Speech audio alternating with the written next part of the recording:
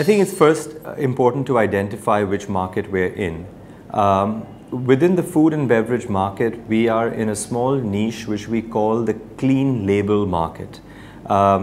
This market is one in which consumers demand products which are made free from preservatives, without any additives, which could be added sugar or any kind of added harmful chemicals, without any kind of natural flavoring, any artificial flavoring.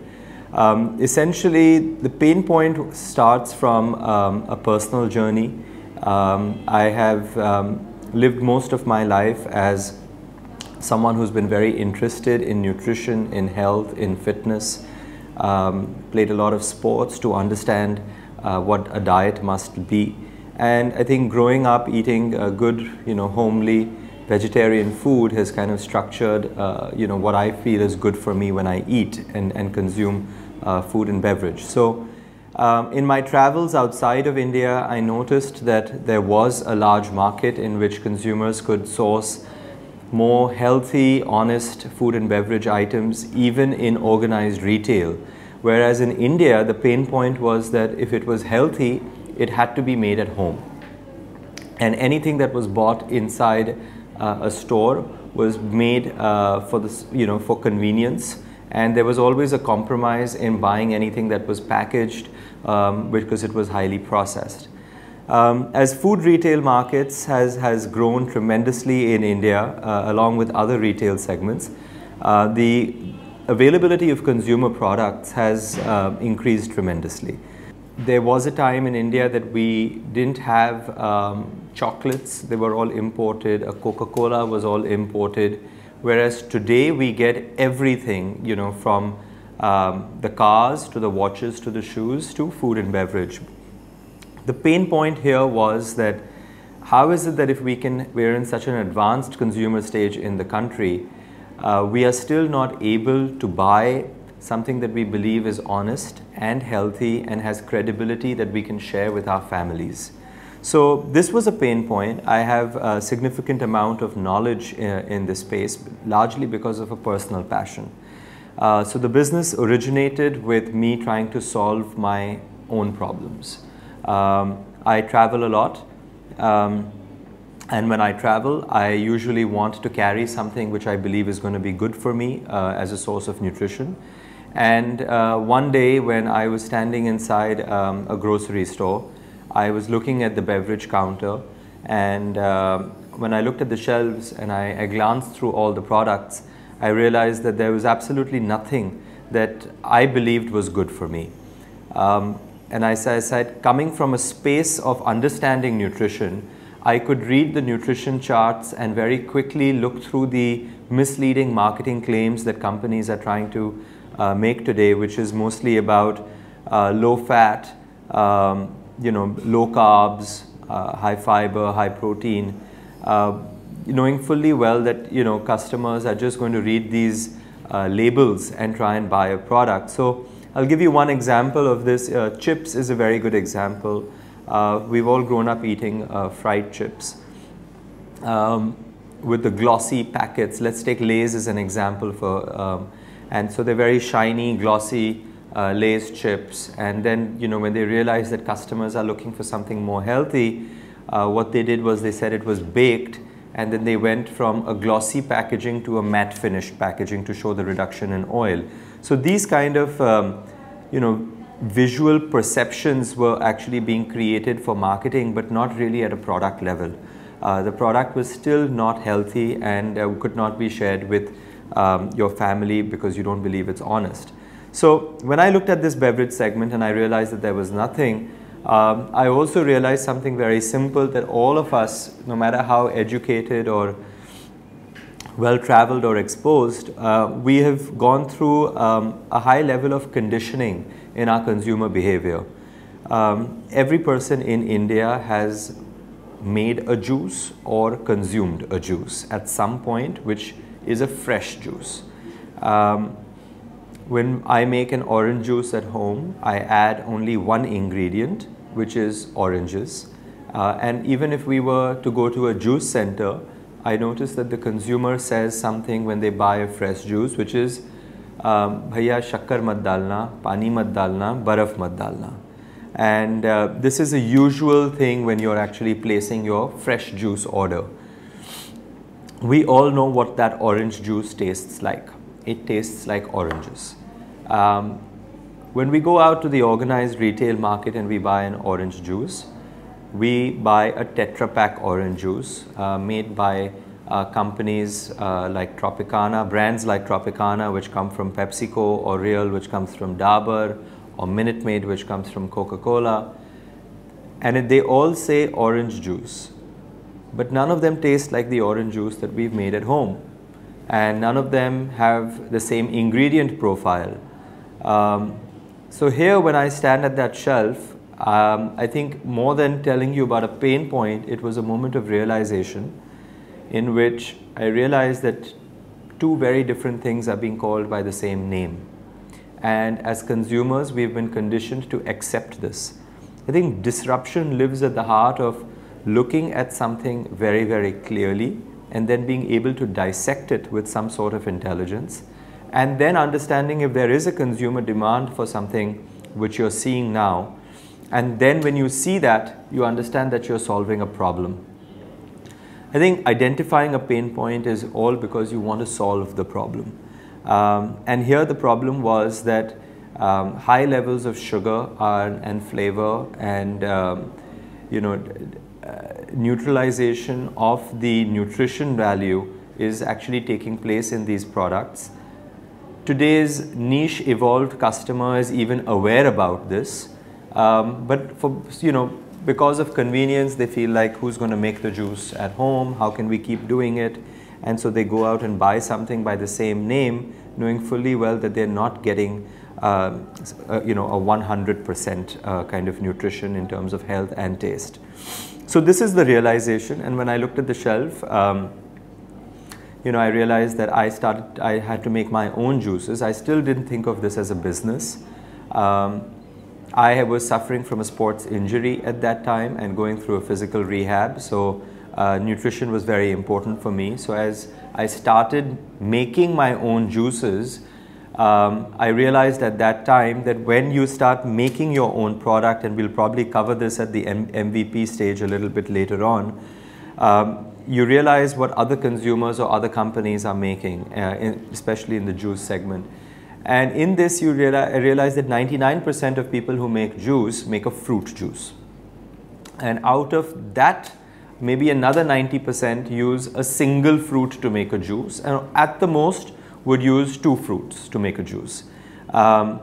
So the vegetable juice market was completely absent, and though there was a high demand, it was usually being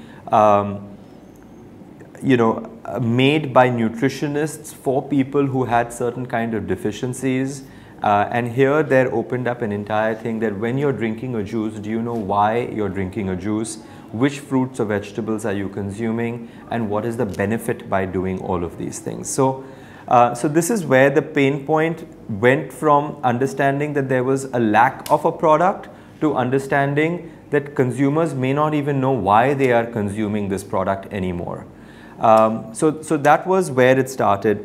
In terms of understanding who the customer is, we must also understand that India is the largest consumer of juice, fresh juice in the world. Every 100 meters outside a train station or on a street or in a juice center, or the juices that are being made at home, if you take all of these into account, we are the largest consumers of fresh juice in the world. We live in a beautiful country, which is an agricultural country. A lot of fruits and vegetables are grown within the country. Access to these fruits and vegetables is very high. You have vegetable vendors, fruit vendors almost at every street corner. This is true of cities as well as towns as well as villages. And hence making a juice is really not that difficult. So hence the familiarity of consumption is extremely high. So number one, I'd like to tell you that don't think of customers always in that pure marketing sense of demographics and psychographics and age and SEC, and I think that that is maybe a good way to segment a target audience, but not necessarily to kind of understand how large the size of your opportunity is in terms of distribution. So we believe at the right price and at the right product should be able to reach every customer, and that's typically how you shape your distribution. So our customer is anyone who is looking for drinking a functional beverage, or who is looking to drink something which is refreshing on the go. The entire beverage market can be divided into these two segments: planned purchases and impulsive purchases. The planned ones are usually more functional, so these people may be a little bit older. They may have certain vitamin deficiencies that they're looking to fulfill. They could be professional athletes, or they could be corporate people who realize that they have maybe meal replenishments because they're very busy to consume all their meals, or they need a higher degree of a certain kind of a food type in their system. The second type of consumer is, and it could be the same person, but it's a different need state, is the person who's on the move. So typically the on the move refreshment market has been filled with nimbu pani, or very tasty, light, on the go, cheap kind of purchases. But again, they're not very good for you, largely because of the excessive amount of additives and flavors that are being put inside this. So the on the go market is one in which people would like to pick up something, purchase it impulsively, maybe consume it several times in a day, and hence it should be good enough for them to consume. So our customer is divided by their need state. Anyone can drink a juice. We have people between the ages of 8 or 9 years of age, young children, to people who are 65 years of age who drink the juice. So that's how we identify our customer base. As I realized that I'm solving this problem for such a wide kind of a customer base, that's where the product started getting formulated. And I realized that actually in the organized shelf, we would be the first fresh juice that would be sold in the organized retail market. So there was zero competition, which is really where disruption takes place. When you can take something that is existing and then change the entire face of it because you're solving a certain customer's pain point, that is real disruption. Disruption is not a disruptive word. I think that it's being used very loosely in startup environments, but it's not a negative word. It's actually a very positive word. It's meant to solve a problem. And usually when you're onto a disruptive idea, or when you're solving a problem, when everything becomes clear in your head, at that point you realize, why hasn't anyone else done this before? And typically when you have that question and you ask people that question, at that point you're very, very clear that this is an idea that's going to stick and it's going to work. So there was zero competition in the fresh juice market in the organized shelf. As we look at indirect competition or competition within the beverage market, of course we had pasteurized juices which are sold in Tetra Packs. Then we have drinks so pasteurized juices would be ones like Real and Tropicana. Drinks would be much like Fruity and Appy, which are fruit-based or fruit-flavored drinks. Paperboat is a new entrant in the fruit-based drink market. And then you have others, which are mixes like Nimbus, and things like that. So what we realized is actually we don't have any pure competition in the fresh juice market. So this is what our competition was. No one else was making cold pressed juices. So I want to speak to you a little bit about the technology. In order to make a fresh juice, you need to use certain technology which keeps your product fresh. Maybe a good anecdote in this thing is anything that is good for you in fruits and vegetables and products that are made from fruits and vegetables, anything that is good for you will go bad. And anything that is bad for you will always stay good. So if you see what you put into your own fridge, you realize that milk will go bad after a few days if you don't store your fruits and vegetables properly at the right temperature. They're fruits and vegetables, they will perish. But if you see your bag of chips or your chocolate or your highly processed fruit and beverage items, they'll have a shelf life of 90 days, 180 days. Seldom will they actually go bad. So this is a very simple anecdote where anything that is good for you will go bad, anything that is bad for you will stay good. In order to keep things fresh, you need to understand the chemical structure of fruits and vegetables. And as in a very simple layman way that we looked at it, we said that why do things go bad? This is what we call shelf life, or the perishable nature of fresh items. It's because bacteria starts growing. Bacteria or pathogens or microbes or fungi, whichever way, they need an environment to grow in. So they need oxygen, they need a food type, which is your food to actually breed on, and then they need a certain temperature, which is comes with the heat or humidity or at certain pressure. So another example of this is if you take a piece of bread and let's say you're in Europe, the bread, if you keep it outside of your window for one day, the next day you wake up, that bread is still very good, nice, soft and fresh, because of the temperature and the pressure, the climate. Whereas in India, if you leave your bread out for some time, immediately the next day mold will start developing. So we needed to understand this, and I think this is true for any product that you make. You need to understand what are the limitations of the environment in which you are functioning. One size doesn't fit all. And as we understood this, we realized that technology needed to be customized to our environment. We needed to eliminate oxygen from the entire production process, and we needed to ensure that we use the right quality of fruits and vegetables, make it in an environment which is free of oxygen, also make it in a way that there was no heat, and then package it in a pressured environment, in a vacuum pressured environment, so that the entire bottle itself is devoid of any bacterial growth. And if you can do this, then you can actually sell something that is fresh. Why do other companies not do this? Because it takes a lot of effort. And I think you really need to be very passionate about what you're doing to make so much effort. It's far more difficult. This is a very difficult process to actually undertake, but then as we speak about the vision of what we're trying to create, this is the opportunity as well. Other products, what they would do, a good example would be milk. When your milk comes to your home, you boil it. The reason you boil it is because you are killing all the bacteria, and as you boil it and you kill all the bacteria, then you immediately want to cool it by putting it into the fridge. However, when you do this with fruits and vegetables, the heating part takes away all the nutrition.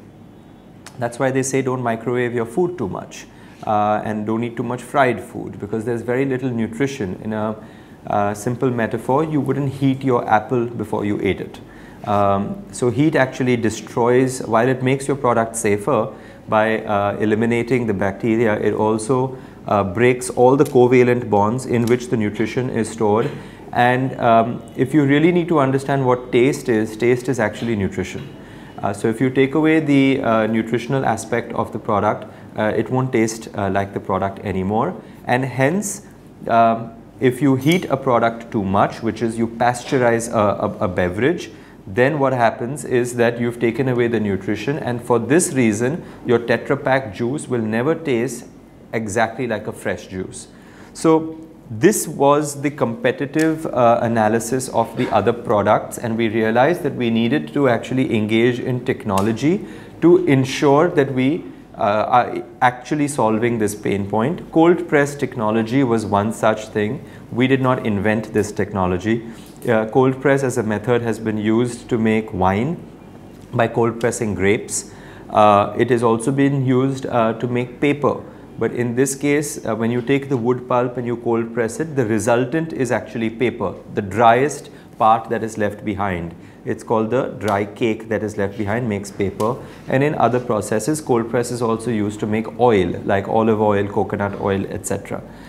So we were obviously being innovative when we used an existing technology and applied it to fruits and vegetables in order to solve the pain point and reach the customer base that we were looking at. So So this is the differentiation actually that we're speaking about. I'll just sum it up. I know that this has been the first question, so it's a much longer answer.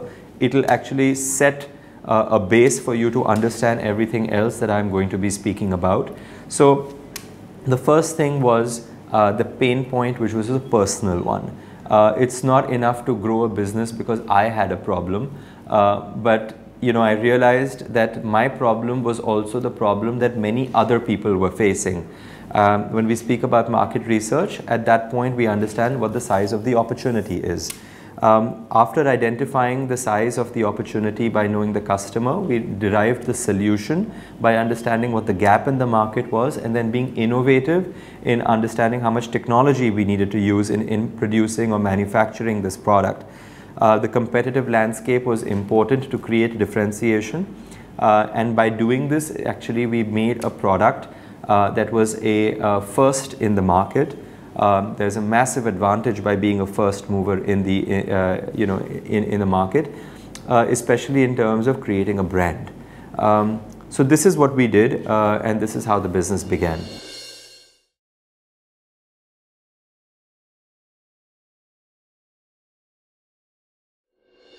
Raw Pressery is a 2-year-old brand currently. The first year of the business has largely been in bootstrapping. The second year of the business saw some recognition in consumer markets, as well as with venture capitalists that have helped invest in the business and helped grow the business. So I'm going to speak about the vision from today onwards, because I think the first 2 years has largely been gone and creating the category. The vision for Raw Pressery is to be the world's largest clean label food and beverage company. We want to create a made in India brand which will have global distribution and be in all items of food and beverage which are beneficial for consumption, by making these in a clean label format, which essentially means that they are as natural, fresh, pure and 100% free of preservatives, additives, any harmful chemicals, etc. Over the next 1 or 2 years, we will expand our footprint within India. We aim to be in the top 12 cities in India. We would like to reach about 7,500 points of sale. And in terms of revenue, we'd like to be grossing close to $50 million, which is roughly about, say, 300 crores. This is over the next 3 to 5 years. Within this target that I've mentioned, we also aim to go global. Our first foray would be in the Middle East and then into Southeast Asia. We believe that in terms of the way that our product is made, the shelf life that it can have, by staying honest and true to the production process and to what our philosophy of making the product is, we can reach the Middle East and we can reach Southeast Asia and still deliver to very similar demographics of customers. The long-term strategy is really to build an institution. So I'll speak about this more as a goal rather than a vision. I think that when you reach 7 to 10 years in a business, the idea has to be to create scale. Also create, after a certain scale has been created, to create a profitable company. And then through profitability also create a management which understands the philosophy of the company, and you don't need one man to drive it. I think the age-old way of doing business in India was by doing family businesses, which were very much run by having one control or 2 control points at the top, and then everything had to run from top to down. So one of the visions that we have as a long-term goal is to create an institution.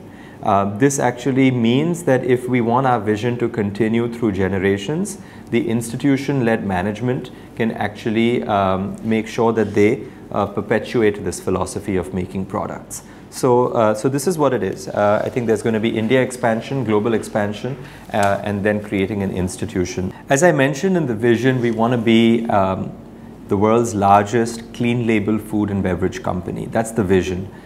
In order to have such an audacious goal, you have to break it down into how we're targeting the entire growth. So, I mean, I think that it's very interesting the way that you've labeled it: big, hairy, and audacious. I need to talk about this in terms of different business models. Let's start with, we do the sourcing of fruits and vegetables, then we do the production and manufacturing in-house, then we do the entire logistics ourselves, and then we do the entire sales and marketing in-house as well.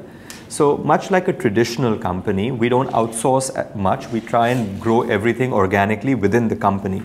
And this is, while it may seem inefficient in the beginning, you need to understand why I'm saying this before I tell you about my bag. Most audacious goal that I had when I started this is to make honest food and beverage products which are good for people.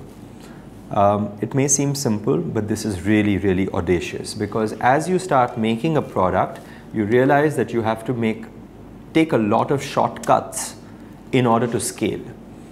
If you don't want to take those shortcuts because your biggest audacious goal was to make honest, credible, healthy, pure products for people, then the only way you can control that quality is by taking everything in-house first.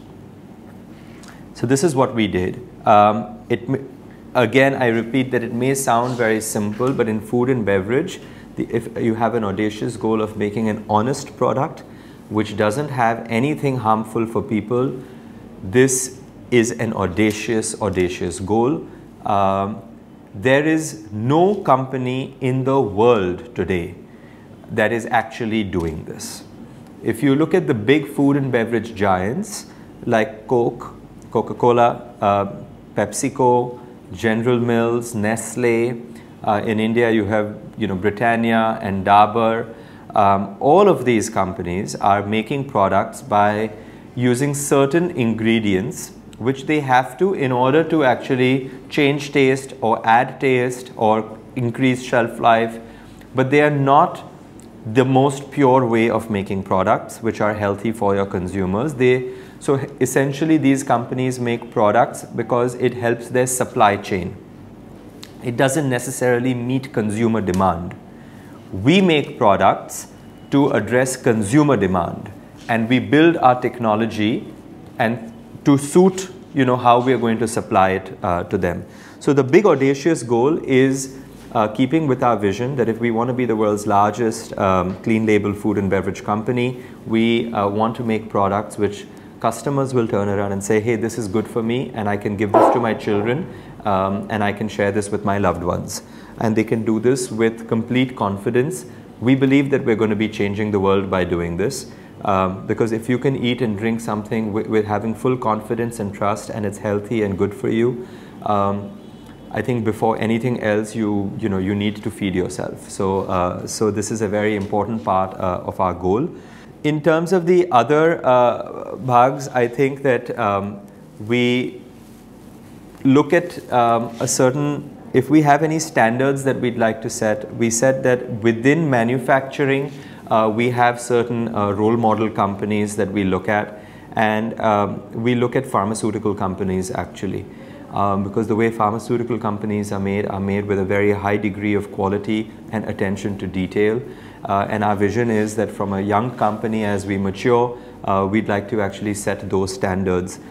This is again this is, I think, the hairy part of things, because for a food company, with the amount of wastage and attraction of bacteria and all of this that you have, if you can achieve the kind of standards that a pharmaceutical company has in the course of production and sourcing and manufacturing, this is very, very difficult, and this is the hairy goal that we've really set out for ourselves.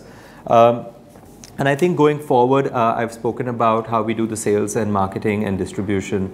And here I think the big part of our target is that we want to create a brand that enters everybody's life. and it can be called a lifestyle brand outside of food and beverage, where actually people use it synonymously for something that they address as something that they believe in, something that they trust, something that's good for them. We'll speak about this in the marketing segment, but this is very big to create. Some brands have done that globally. I think you have brands like Apple, and you have brands which actually stand for an entire industry. You become, Xerox is another one that we always look at, because instead of saying photocopy, you actually say Xerox today. So it actually becomes, the brand becomes the category. And we want to actually create that, because this category doesn't exist. So we want people to actually think of cold pressed juice as they'd be asking for a raw. It becomes the benchmark for all things that are going to be clean label in this entire industry. And I think the last part of the target is something that we haven't started as yet, but we look at Starbucks a lot as how one man has taken coffee and made it a global phenomena, and has created experiences around coffee which people can actually share. We look at Starbucks a lot for the retail experience that they have been able to create seamlessly across the world. You can enter one of their outlets if you want to sit by yourself and read a book and do your work, or you can go there for a date, you can go there for a business meeting, you can go there 3 times a week, you can walk in and walk out, you can spend 35 minutes if you have to. So it's a very seamless experience which they've created globally, and we believe that currently in the world there is no parallel or example of the Starbucks coffee experience for the healthy food and beverage hangout as a global chain which currently exists. So at some point in the next after 2 years, you will start seeing, when our brand has been established, which is the first part, we will go into retail, and we want to create one of the largest global chains for people to walk into and get healthy food and beverage which is made fresh in front of them, and which they can come in and share experiences with their friends, family and loved ones. I think the large goal that we're talking about is, imagine a global chain that is made out of India, an Indian brand, which focuses on clean label food and beverage, which you can actually have a global chain world over. You have McDonald's and Burger King and Taco Bell and Domino's and Pizza Hut and Starbucks, but there is no global chain today that focuses only on healthy food and beverage, just like Starbucks did for coffee and a sandwich. And we want to be doing that, and I think that's the big, hairy, audacious goal, to be creating a global brand through a retail chain.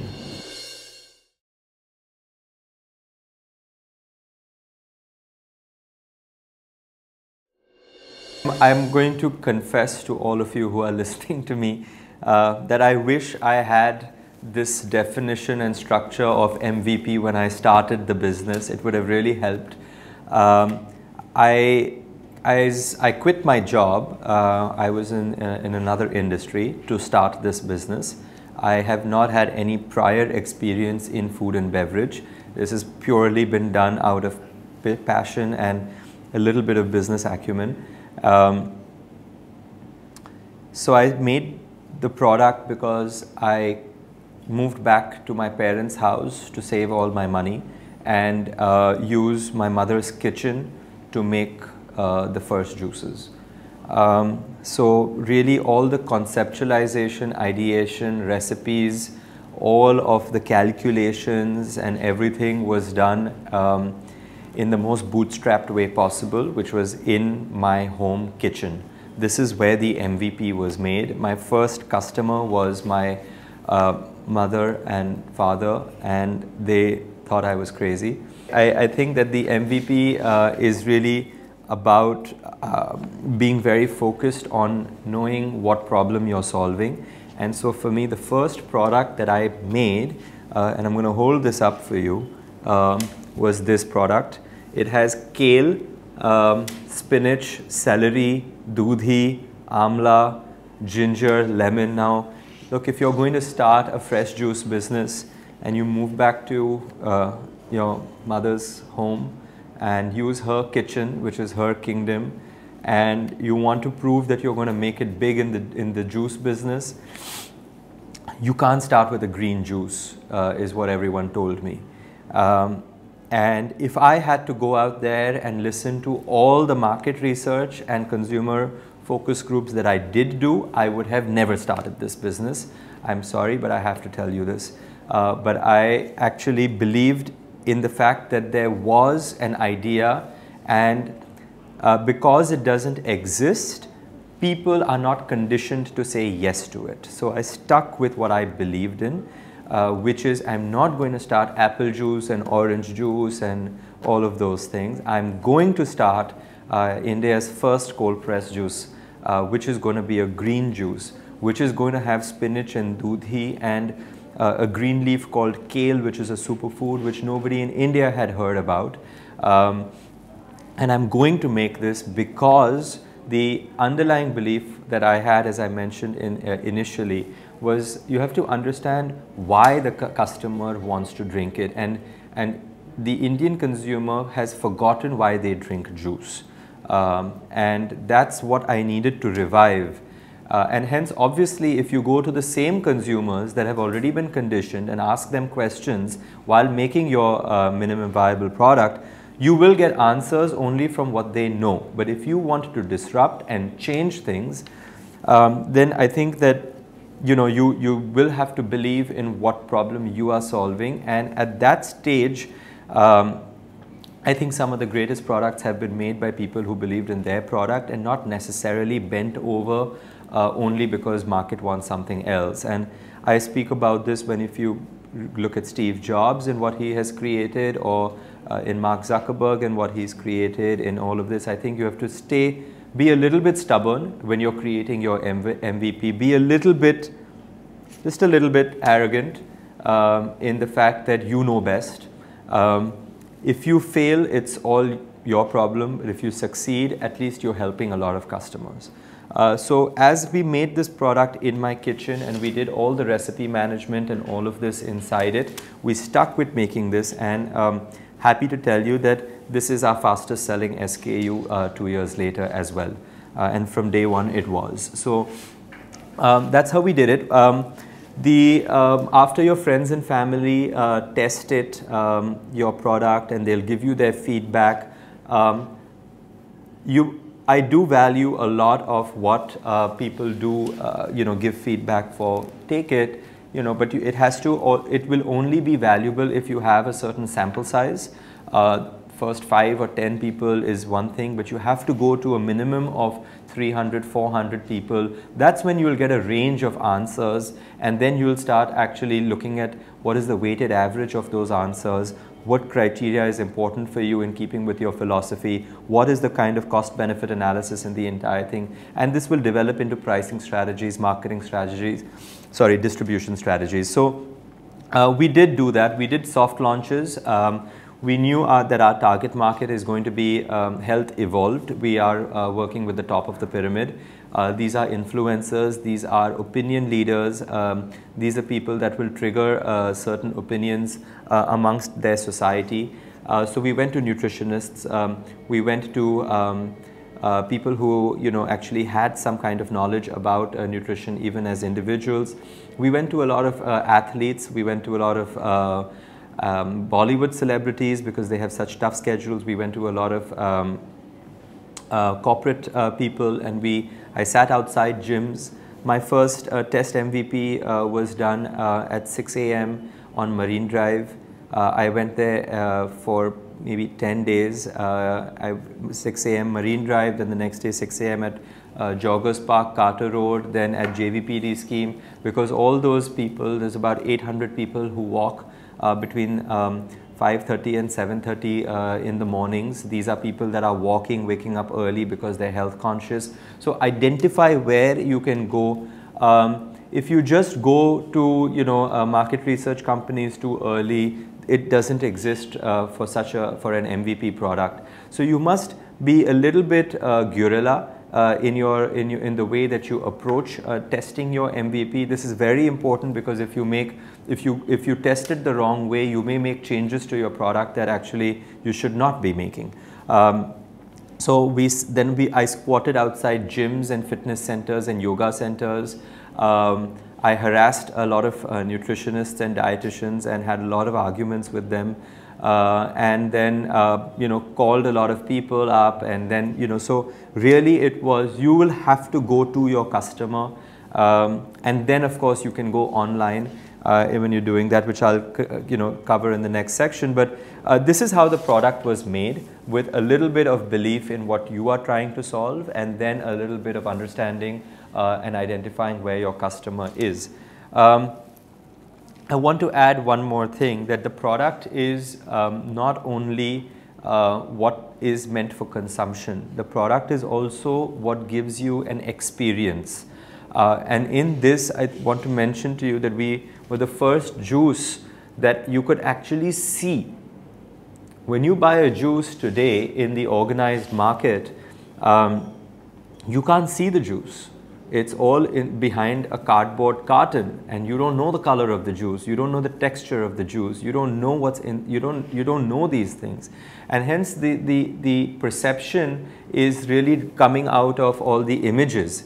We believe that if we want to make an honest product, and using the word transparent with transparency, we wanted to show the product, so we went with a transparent packaging.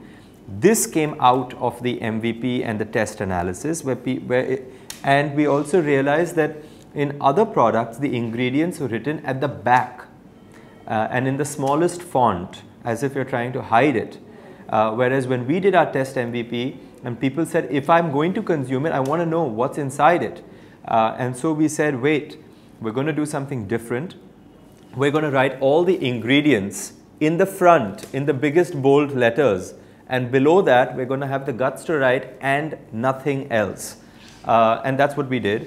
And so what came out is not just how to make the product, but also how a consumer is going to experience the product. So you may have the world's best product, but if you don't package it in the right way by listening to the customer, and you don't actually cater to their experience of doing this, then they may not actually reach out and understand that it is the best product in the world. So this is what came out of the MVP, and from get-go, from the very early stage, I think the last point to add is when you're a young company and you're bootstrapped, it's very, very expensive to change your product. And so if you do your MVP testing in the right way, you will be able to have a proof of concept very quickly. You will be able to succeed into going into market very quickly. If you fail at this level, it's very expensive and it's very time consuming to actually have to redo this process.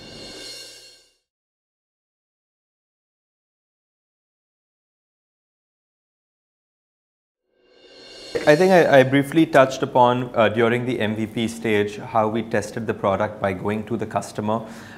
It always begins with friends and family and people who will give you honest advice. And then it moved to actually going to the customer in environments in which your customer is most comfortable. And then the third stage is actually bringing customers or potential customers into which is an artificial environment like a focus group, and then asking them certain questions. So what we did was, again, being a young company with very limited resources, we went online first after the physical test of the MVP. On the online, we used Facebook, we used SurveyMonkey, and we approached about 1,500 people who we thought were potential customers. We had a questionnaire. I think the important thing over here to note is when you're doing your questionnaire, you must do multiple choice answers and do it on a software like a SurveyMonkey, or there are others today as well, in which you can analyze the research answers very quickly. It's not enough to do research, it's more important to analyze your research correctly. So if you don't ask, so 15 questions is what we went with. Each of them had about 4 multiple choice answers. And so essentially it should be something that someone can complete in about 7 to 10 minutes. And So then they give you the right quality, and then we went to about 1,500 people, which we thought was a good size to actually determine answers. And then the analysis was based on weighted averages and regression statistics. In doing this, it's not very complicated to understand how regression is done. Regression is a very important thing in doing research analytics. Softwares do this for you, or you can approach someone who has knowledge in doing this. But I repeat, it's important to do research, but it's far more important to be able to analyze your research correctly. Because if you ask the right questions, get the right answers, but you don't know what those right answers mean, it won't mean anything to you. So this is what we did. We, after did the online survey, we actually realized that there were some, I think the thing that we learned the most out of that was how to position ourselves in terms of the market. What is it that customers are reaching out for? I'll give you one quick example. I'll give you two. One was, we're a niche product. It's more expensive than other juices, and so we said, okay, in this we can't go to the retail market immediately. We first need to go direct to home, and we need to do home delivery. This is something that we learned out of the consumer research, and it helped us tremendously. It also helped us because one of the consequences of this was that we got a lot of word of mouth marketing, which is the most effective and the cheapest form of marketing. So this was one thing. The other thing is that we always believed that our customers want something which was more about organic, and because we were hearing these words a lot. But when we did the research survey, we realized that actually organic is not what people are chasing. They don't even understand what it means. The number one thing that a person looks for when they buy something is it free of preservatives? And this was the number one thing that people were actually going for. Now, had we not done this, we would not have actually figured this out. And I think that by doing this entire, doing the consumer surveys, the focus groups, and the online surveys, and analyzing them correctly, the biggest advantage that we had was in creating our marketing and distribution strategies. Again, you save a lot of money if you do this correctly. So these were some of the key insights.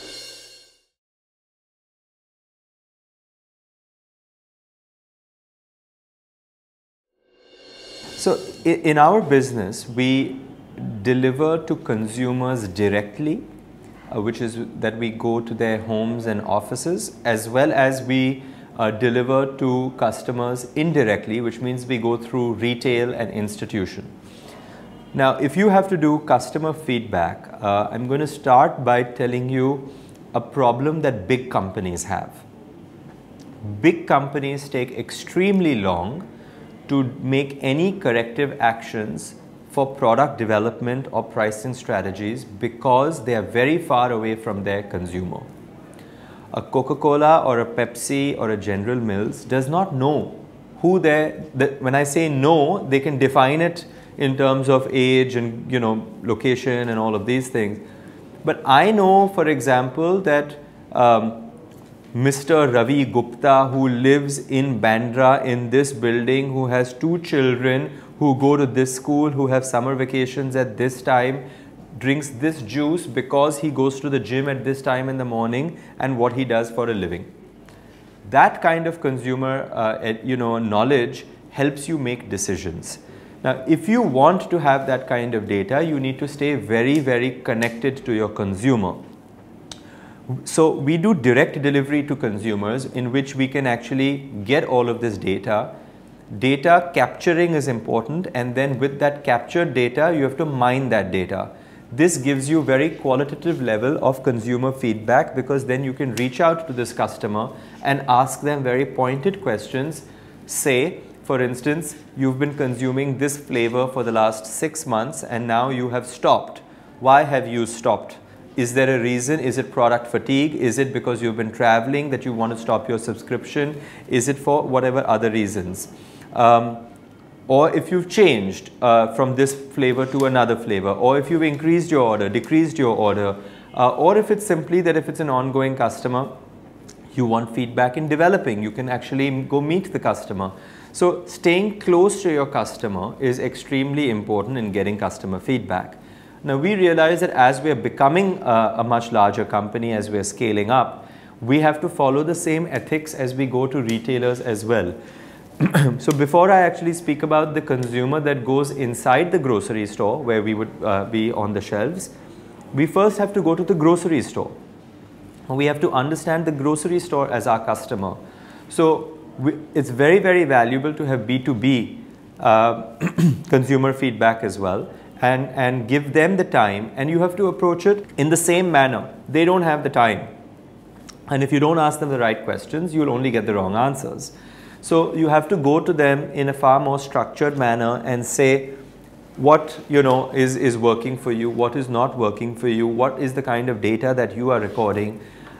You'll be surprised to learn that even some of the largest retailers in India, not only in the food retail but in any retail, actually do not conduct consumer surveys or feedbacks or all of this. So when you start asking them questions, one thing that may happen is that they may actually start thinking about doing so.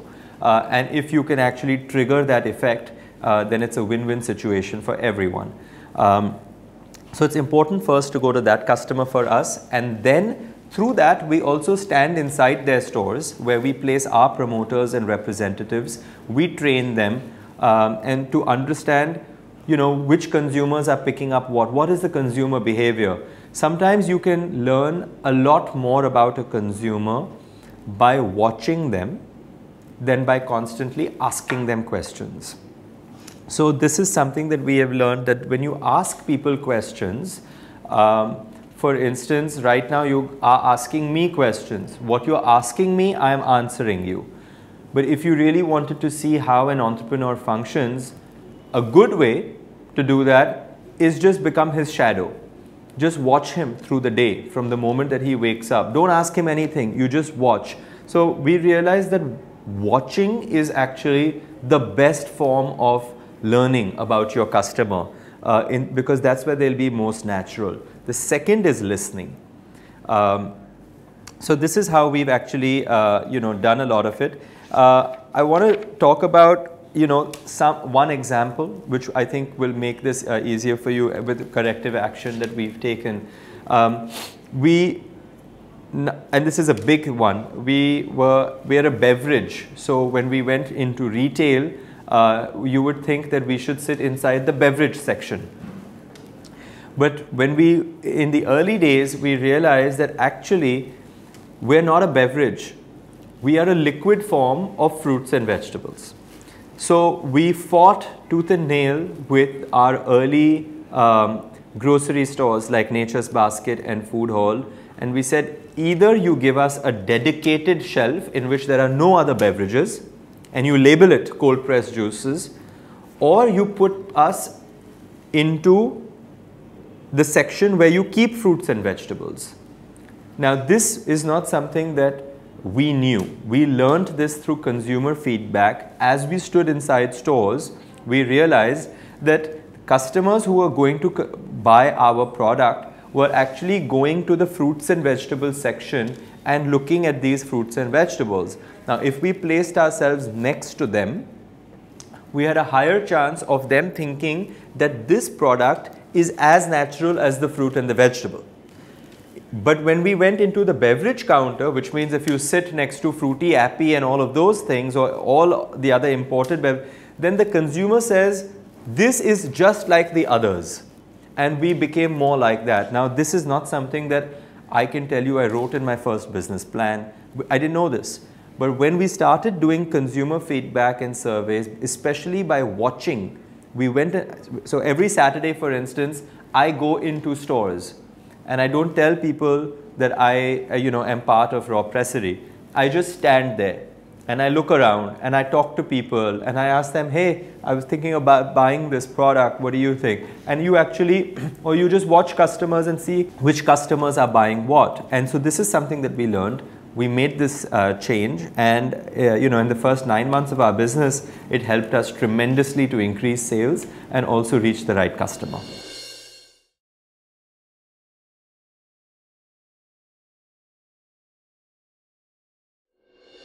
We'll start with the understanding of the market. First anecdote is perception is not reality. You do a lot of consumer research, etc., but you really must study what the numbers of the industry are to understand the market. We started the business with perception, but perception is not reality. The reality of the beverage market in India is that it is a highly polarized market, dairy being just so large that it eclipses almost everything else in the beverage market. The second is that we had a perception that people want to drink, juices, which would be extremely about price focused, let's say, but it wasn't. People actually are, more and more people are gravitating towards 100%. The second thing is when you're studying a market, the only data that you will get is retrospective, and typically most of the case studies and market researches, whether it's a Tetra Pack or a consultancy or anyone that publishes a white paper, it's at least 2 years old. In a fast-moving environment, you must understand that that's just showing you some data. If you want to look at trends and patterns, you have to look at what it is today. So this is about understanding the market. It must be highly data-driven. It should not be based on perception. It must only be based on reality. Reality can only be checked with data and information, and that data and information, while it can be sourced, must also, you can go out there and commission some studies as well. So when we did this, our view of the beverage market actually changed considerably after we started doing the research, and we started understanding that as many people who were telling us 3 years ago that if it's healthy, it cannot be tasty, and if it's tasty, it cannot be healthy, right? This was a kind of a thought that everybody had, and people said that if it's too healthy, nobody wants to buy it. In India, you have to make something that is first tasty. This is if you looked at any of the data 5 years ago. And hence it could have become misleading. When we started looking at the market reality today, we started seeing that carbonated beverages are actually slowing down in their growth. We started seeing that more and more mothers are saying that I don't want to buy Real and Tropicana because I realize that there's so much added sugar and my children can't be drinking this much added sugar.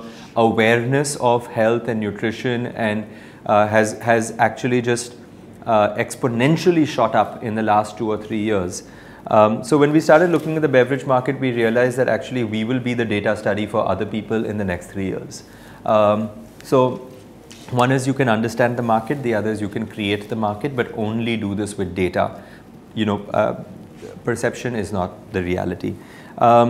So we were confident that we went into this thing and we said that yes, we are a niche. Yes, we are creating a category. Yes, it's going to take a lot of education.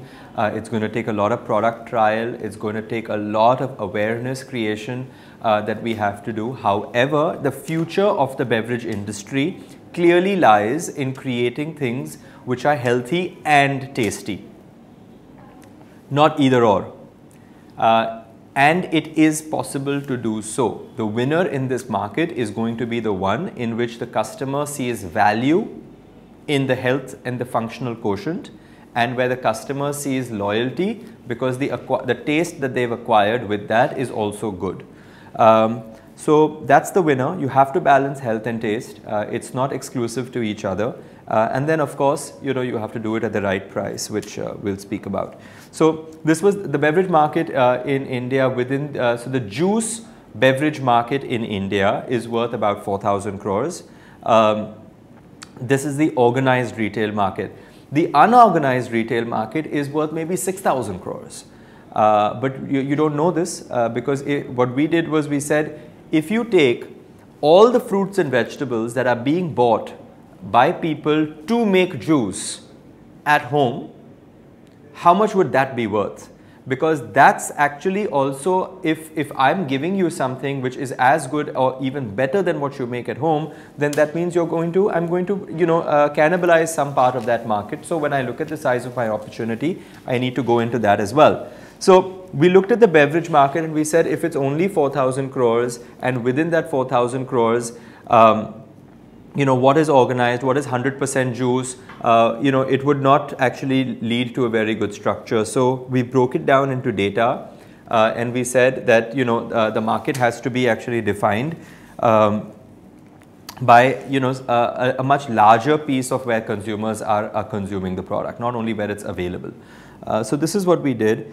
So we believe that, we will always be a niche in the beverage market, but I would much rather have 70% market share within 20% of the entire beverage market as opposed to be 3% of the entire beverage market where I can't control anything. So this is a little bit of, we'll speak about in business strategy. Dividing the market, when we looked at it, we said that yes, we are going to be a premium product because of the nature of the product. Now, I think you'll need to just understand this. Unlike any other beverage, 100% of the product is made from 100% of produce. Okay? So, a comparative example would be a Tropicana or a Real is about 85% water. Then there is sugar, and then there are the natural ingredients.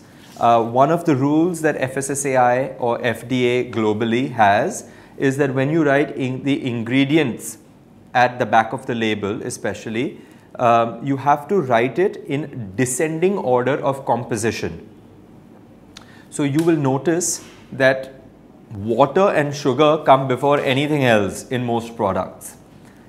When I say 100% of our product is 100% of produce, this means that 100% comes from what is grown from the earth. So if I'm selling you an orange juice, 100% of it is coming from oranges, nothing else. This obviously increases our cost, right? And as it increases the cost, it also increases the price. It increases the price, but it does so for a certain value. Now, who is understanding of this value? So by this, we understood that our initial foray has to be in the metro cities, because they will understand that this product is not expensive. Don't look at price. So I think erase the word expensive, right, from the dictionary. There is only two things when it comes to price. Either it's overpriced or it's valuable. Just look at everything like that. So if the price does not fit the value, you will call it overpriced. If it fits the value, it's valuable. So we focused on making a valuable product. Value is only understood by those who recognize it. And those people who recognize it actually were in homes in metro cities, and maybe because deficiency of time or of nutrition in their lifestyles, make them gravitate. It's not necessarily rich people. We all saw that in our market, within Mumbai, let's take Mumbai as an example, you would assume that the affluent homes which are in South Mumbai would be larger consumers of our product, but not so. Actually, it's areas in the northern part of Mumbai where we see a larger concentration of consumption, because these people are usually are either first homes of families or people who have come from outside Mumbai and they're doing their jobs, or they don't have enough help at home, or they are not getting home food cooked and taken to their thing. So their need for having a healthy product is much greater, and they actually appropriate it in that way. So this is how we understood how we want to divide the market, and we said, okay, let's go to the top 12 cities in India. We are currently available in 9 cities. By the end of the summer of 2016, we'll be available in 12 cities. And by the end of FY17, we will be available in about 15 to 16 cities. So this is actually how we're looking at dividing the market. So again, it's not entirely demographic, psychographic, and all of this. You really have to understand your product. Where does it fit? What is it worth to that person? And that's where we go. I'll give you one quick aberration from an initial business strategy. Startups are doing pivots all the time. as I say that we work with metros, but metros there's only about 4 or 6 of how you define them in India today. So how do I go to 15 cities? And we realized that I can do that much consumption in Chennai and all of this, and Kolkata and Bangalore, Delhi. But actually if I go to Chandigarh, it makes also a lot of sense for me, because in Chandigarh, the mass of people is far greater than actually the number of stores that supply to them. Which means in India, so in Mumbai, if you see a person has a choice, every neighborhood has one premium store, right? Your one neighborhood store where you used to get your imported chocolates and all before, now also stocks other things. Or you also have a Nature's Basket, you also have a Hypercity, you also have a Reliance, you also have all of these things. But in places like Chandigarh or Indore or Ahmedabad or all of these, you have fewer stores. And hence fewer stores and more customers means that you have a higher chance of velocity of sales from those fewer stores. Your servicing costs are actually lower. So it made absolute sense to actually go there. So yes, the demographic existed, but if we would have seen it purely strategically, we would have left it behind. But we are going there now. And actually, places like Chandigarh and Ahmedabad are going to see a far greater velocity per store than places like Mumbai and Delhi. So you will need to strategically look at how you want to divide and understand your market. Let me profile a typical customer for you.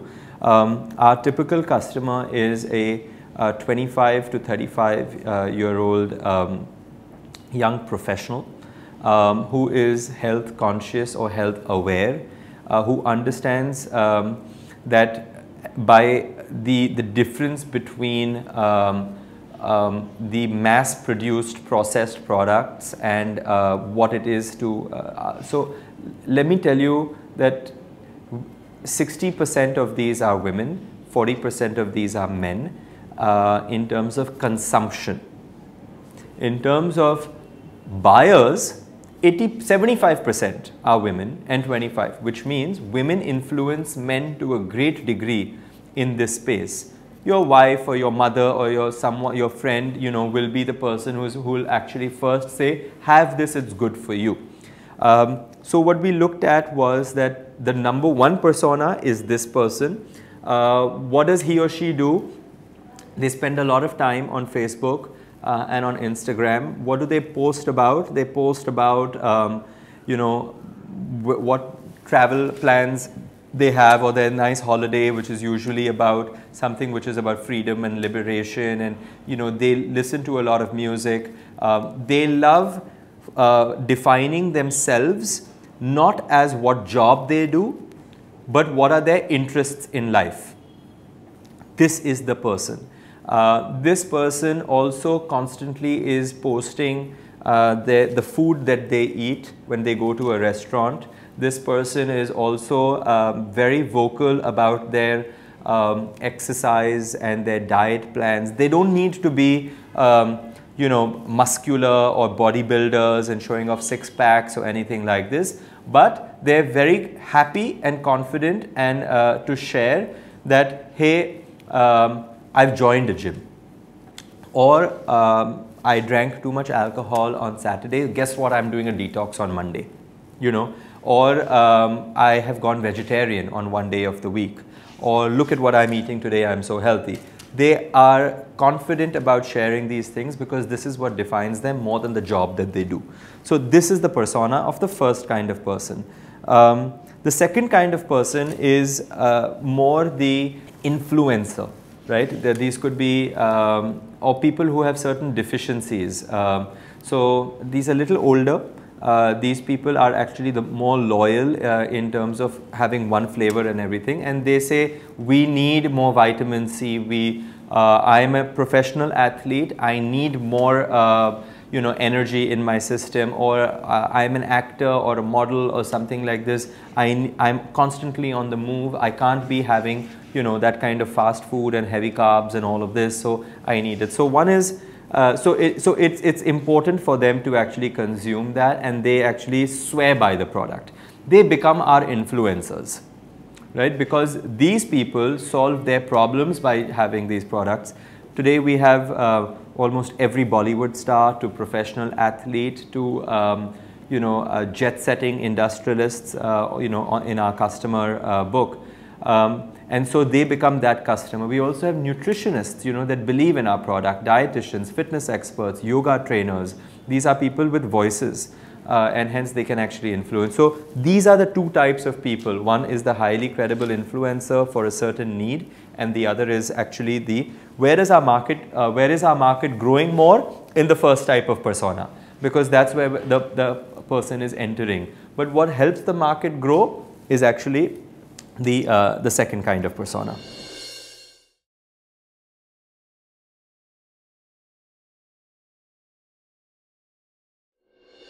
I think the number one thing, because you've said brands, is that brands start with people. It's not really the product that creates the brand. And I think that the one thing that's different about Raw Pressery is the people that work at Raw Pressery. They're very enthusiastic. They understand the philosophy of the product. They are the DNA and the culture of the brand. And they bring all of this passion into any of the work that they do, whether it's from production, or is it marketing, or it's sales, or it's anything. This is the number one USP of Raw Pressery. Yes, you can copy our packaging, you can copy our recipes, you can copy a lot of things which people have. But what you can't copy is the energy or the culture of the people behind the brand. So I would say that before I give you the very academic answer of giving you USPs and all, if you're building any company, any product, any service, people are the most important thing behind the brand for differentiation. And I think you'll see this very often in other product brands that have differentiated themselves. Within India, I think more recently, Indigo Airlines is one, where the aviation sector was one in which we all believed that, yeah, it will get delayed. It's an airline. It will get delayed. It will be dirty. It will all of the people behind Indigo that created this are ones that actually said, no, we have to differentiate. Apple is obviously a great differentiator, and I'm using these examples India and globally because when we look at creating a brand, you don't create one overnight. It's not 1 year, 2 years, 3 years. It doesn't happen by pricing. It doesn't happen by packaging only. Those are all very short-term things. If you want to create a brand in the long term, the philosophy, the culture, the DNA behind is embodied by the people. And that is one thing that must never change. And if you do that, then I can tend to promise you that you will make mistakes with your product, you will make mistakes with your consumers, you will make mistakes with pricing, and it may all go downhill. But if you have the right people with the right culture, all of this philosophy, then the brand will survive. And for that reason, even though we were the first cold pressed juice company in India, and today there are several companies that have been inspired by us, none of them have the revenue or the brand awareness or the scale or the investor support or the kind of vision that we have. It is because of the people behind the brand that the brand has actually been able to scale, grow, succeed. So I don't want to talk about other companies. I think the one rule that I have when it comes to competition is that at this stage of our phase, we don't focus on competition. We only focus on being the best versions of ourselves. We know what our vision is, we know what our philosophy is, we know where the market leaders, and we focus on delivering on exactly what we have to do. There is there's a complex threat if you focus too much on competition, where you may feel that you need to constantly pivot and change what you are doing. If you have thought out your strategy well, you have the right team, and you have the focus on execution, then you will be the best version of yourself. And so focus on what your vision and your strategy and your execution plans are. Get the right team to do that. Automatically, You won't have to let the competition look at you. So I think that this is the number one differentiation of our brand. I think it's the people.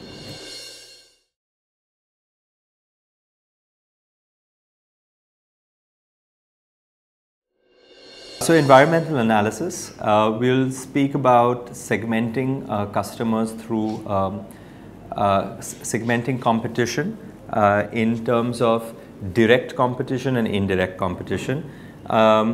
Within our direct competition, we have other cold pressed juice companies, and in the indirect competition, we have other Tetra Pak juice companies. So let's start with the direct competition. In the direct competition, a lot of the other cold pressed juice brands, because we are market leaders, the other brands are looking at what moves we are making.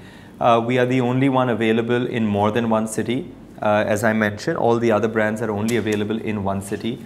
We also have a technology by which our product has a greater shelf life.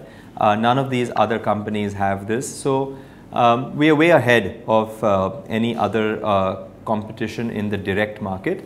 We do have a lot of respect for them, because if you are making this product, we understand the pains and the difficulties that there are in making it. And if you do it with passion and honesty, then you know there is always something that someone will do that we can learn from. Do we actually perceive them as a threat? I don't perceive them, the direct competition, as a threat. For a very simple reason, that we are creating a category. It takes a lot of money, marketing dollars as they would call it, to create a category. In order to create the category, you have to educate customers, and you have to spend money on advertising to increase awareness. You have to spend money on sampling of your product. And if I was the only one doing this, I would have to spend a lot of money.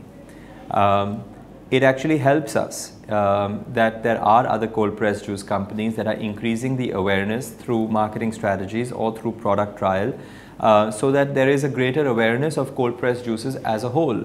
So we don't treat competition in the early stage of a category as a threat. We actually think that it will help increase the awareness of the category, and they will be actually market builders for us. Once everything is at a level playing field and the awareness of cold pressed juices has become extremely high, at that point we are most likely to to succeed and be leaders, since we're already in the most privileged position. So I welcome competition. I think that at this phase of the company, it's important.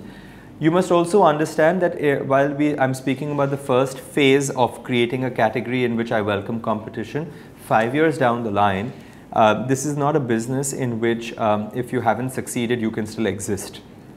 So if there is a way in which we can muscle out competition as well, and essentially over the next 2 or 3 years, you'll see a lot of competition come in, but they'll be so fragmented that they will also disappear. This is true of any industry. I'll give you an example of the mobile phone market, or you can look at the telecommunications market. So at one stage you would have seen that there wasn't just an Orange. Orange came, and then BPL, Hutchison, Max, and then they were the leaders in the market, and then before you knew it, there was about 10 providers, you know, from an Aircel to an Idea to a this to a that. You know, much like that in you know, mobile phones is another one. In many industries, the entry level becomes easy once the technology becomes available. And so there will be many players in the early stage. However, the only ones that will survive are the ones that actually are already in a position to distribute. And that is why the function of all mature markets is in that 2 or 3 brands stay. So Apple may have a Samsung in the phone category. You know, Microsoft and Apple has one, you know, in terms of some software. You know, Adobe and someone else may have that in other software. Coke has a Pepsi. BMW has an Audi.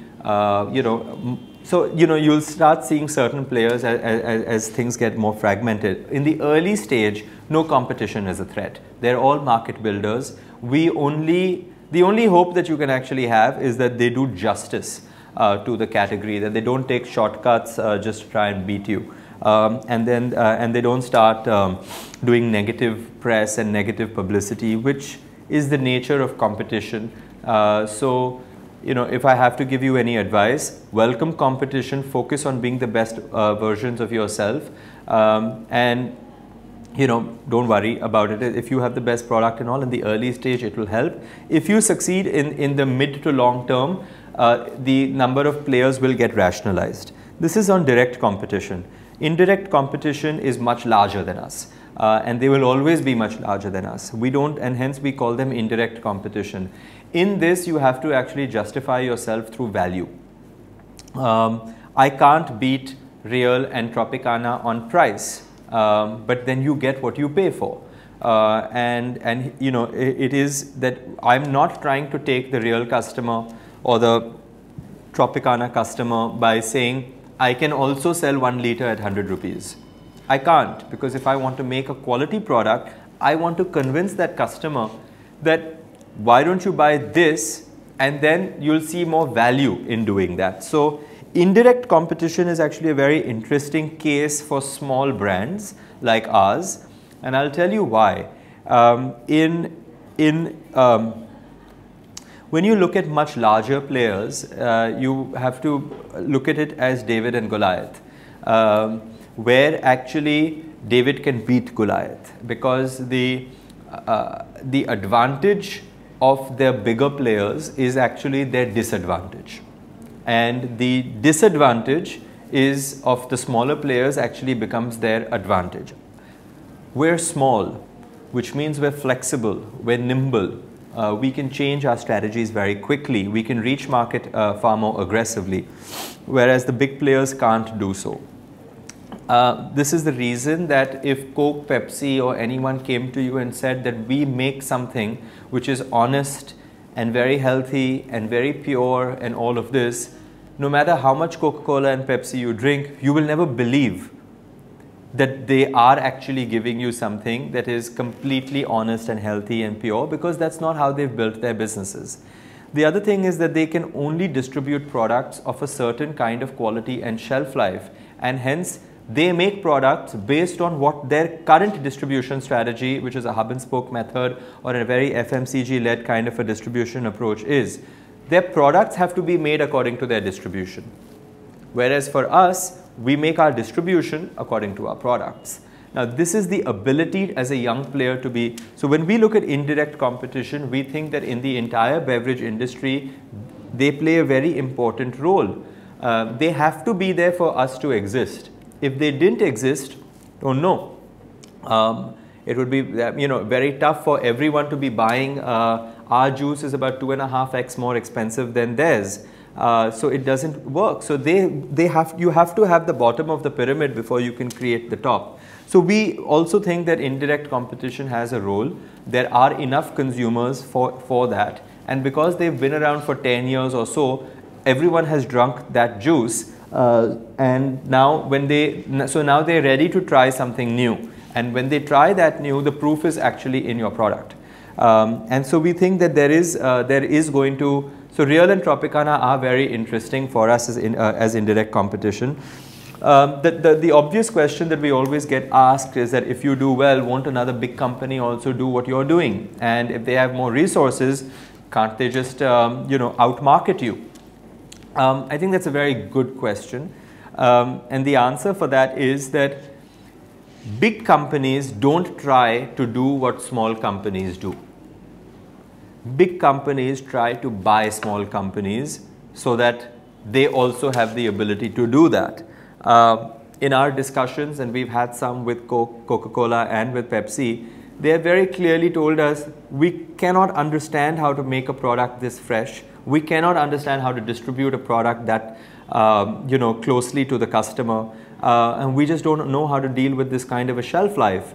But we do understand that the world is becoming healthier. We do understand that we've built a brand, but our brand is not one that people actually believe to be honest or healthy. We've done it by selling sugar water with flavor. So who are we that we can now go and tell them that we are doing something very honest and healthy? So In that, big companies will not try and do what small companies do unless those small companies become very big companies. And typically, you don't have to have the threat, we don't have to have the threat of a big company trying to do cold pressed juice. Our real question that we will have to answer at some stage is, if they come knocking, do we want to be part of them or not? So therein lies the David and Goliath thing. If we can be very good at what we do, they can be very good at what they do. And we don't want to focus on what they are doing. They don't want to focus on what we are doing.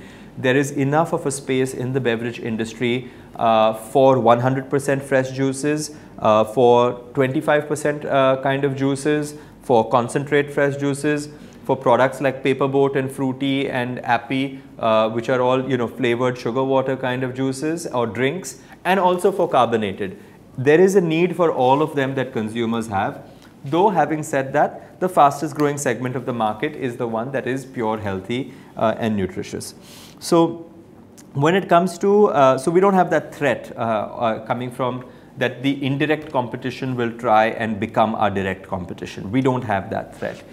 It doesn't make economic sense for, let's say, Real, that does about 1,500–1,800 crores in sales, to actually cannibalize their business, and say, here, let me start a 500 crore business. Because if they start saying that our cold pressed juice is better, will that customer not say, then why are you selling the other juice? So they'll stop buying that juice. So it doesn't make sense for that indirect competition to become direct competition. I want to go back to how we make our product. When I said that 100% of our product comes from 100% of produce, this means that our relationship with the farmers and with the suppliers has to be a very deep one.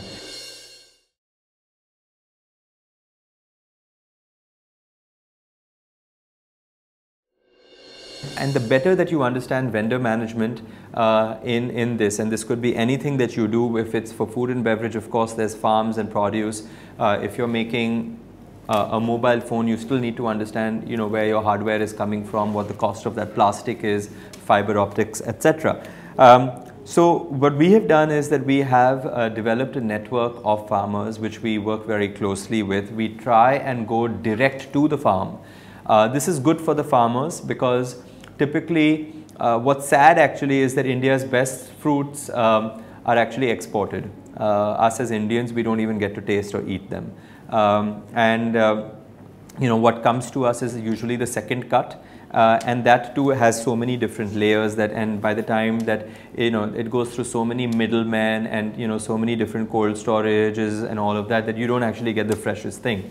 So what we go to them and say is that we'll come straight to your farm, we'll pick it up and we'll take it back. So, shortest amount of lead time, highest amount of freshness, best for the customer. But usually farmers have a big problem doing financial planning because they're never so sure how much they're going to sell in the domestic market. So in this, we actually go to them and we do contractual agreements with them, and we say that, look, we will pick up this much of this quality, of this grade. We don't mind giving you these kind of payment terms if we get this cost, and it's most importantly, we get this kind of quality.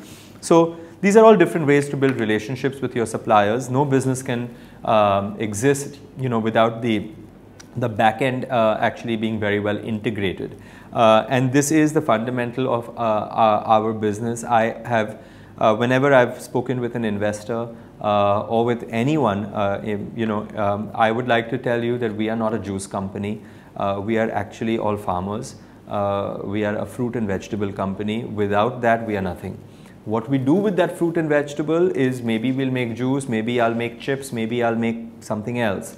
But without the integration with your back end of your raw material, you cannot grow the gross margins of your business. You cannot become operationally break even. And essentially your margins should come by intelligent purchases at high quality, not only by increasing MRP and hurting the customer. So this is a more of a traditional business mindset, but focus on raw material and vendor management with your suppliers is the most important. For us, we have very preferential treatment because of the scale that we are working on and because of the kind of quality that we require.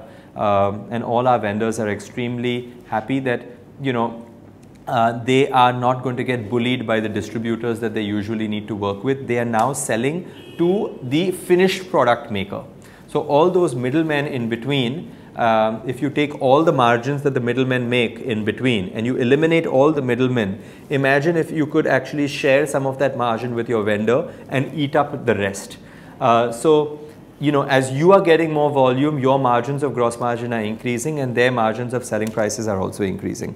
So this is how we work with vendors, and you know, this is it's a moving target. You need to posture yourself continuously. There is no one rule for this. We work very differently with the guy who sells us coconuts, or very differently with the person who sells us pineapples. You have to really understand their business before you can start to negotiate.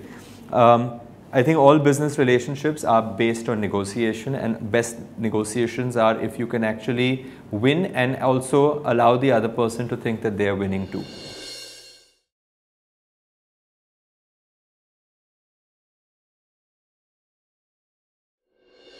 Talking about pricing strategy, to preface this, like I mentioned to you, there's no such thing as expensive. There's only something which is overpriced and something which is valued. When we looked at pricing, we currently follow a cost plus basis. Though when you are even deriving what the cost plus is, you do need to keep the perceived value as well as the competitor value in check. Now, the reason we do this, and you have to understand what is your objective. Please note that every business can only have one objective when it comes to pricing strategy. You cannot have multiple, you know, objectives out of this. Our objective is to increase the scale of the business. We can increase the scale not by increasing the MRP. We sometimes have to work at lower margins so that we actually increase distribution and awareness. At a different stage of the business, the objective may change, but at each phase for pricing strategy, there can only be one. I want to start by giving you pure numbers. If you go to buy a fresh juice in India at a juice center, in Mumbai we have Bachelor's Juice Center or Haji Ali Juice Center, the cost of one glass, which is about 250 to 280 ml of pomegranate juice, is 240 rupees. The cost of our 100% pomegranate juice is 150 rupees. Most consumers don't know this. Let them understand what their perception is. Like I said, perception is not reality. A lot of people get surprised when I say these things to them. When you go to buy a fresh orange juice, after you say that, you know, don't put sugar, don't add water, don't add ice, you still are not sure if it's hygienic enough. Now that is the invisible value that you are actually providing to the you're expecting from the product. But when you have it in that glass from a juice center, even for an orange juice or for you know, a seasonal flavor like a strawberry or a mango, or for a premium fruit like a pomegranate, you will always pay 110, 120 rupees north for this product. We supply these products.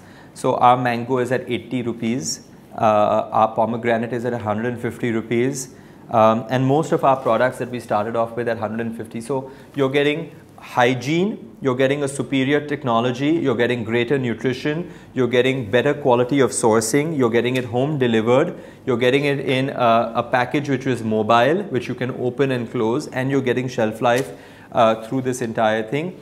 Plus, you're getting recipes which only nutritionists can make, which even if we tell you what those recipes are, you will not make them consistently at home. Your help at home will not be able to make them. You will not understand the proportion, and is that proportion for taste or is it for certain amounts of vitamins or nutritional benefits. So when you take all of these things into the perceived value of your pricing strategy, you have to do the perceived value through marketing.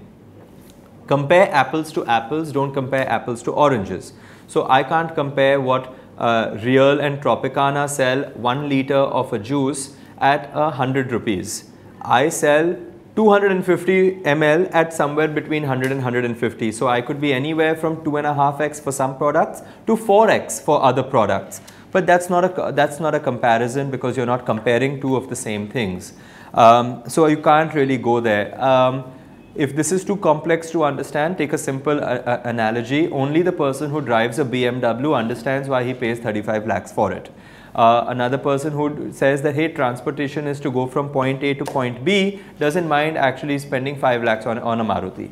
So you really have to understand what kind of value you are getting out of the product to understand the pricing strategy. Our objective is to increase scale. If we have to increase scale, we will work at lower margins. We will do pricing which is competitive and comparative in terms of value-based pricing. And there are enough marketing ways to actually show people this value. As I think if I've mentioned to you, if you go out there, the next juice that you buy, not just at a juice center, remember you who are listening are also a customer who goes to a restaurant and sometimes orders a juice. You will not get anything less than 150, 180 rupees at most of the restaurants. You also land up paying about 100 rupees for a green tea at a restaurant, which is hot water and a tea bag. So when you actually see what goes inside making of the product, you cannot tell a customer this, you have to market it. But when we choose a pricing strategy, we use a cost plus because our only objective is to increase scale, and cost plus makes us understand what our gross margins are. So that's the customer's perspective, the provider's perspective, which is, which we follow, which is the cost plus thing. I want to just conclude on pricing strategy by saying what I mentioned before. You'll have different objectives at different phases. In the first 2 or 3 years, you must increase your scale. Without scale, the business doesn't matter. If you do a mom and pop operation out of your home, you could be the most profitable business and you can show 500% at EBITDA levels and all of this, but it doesn't make a difference unless you reach scale. So after you reach a certain scale, our next objective for pricing strategy will change, because then we want to become a profitable business to increase shareholder value and to be able to increase our working capital so that basically there's more money coming back into the business from our own proceeds. So first scale, and then it's going to be about profits. That will determine our pricing strategy.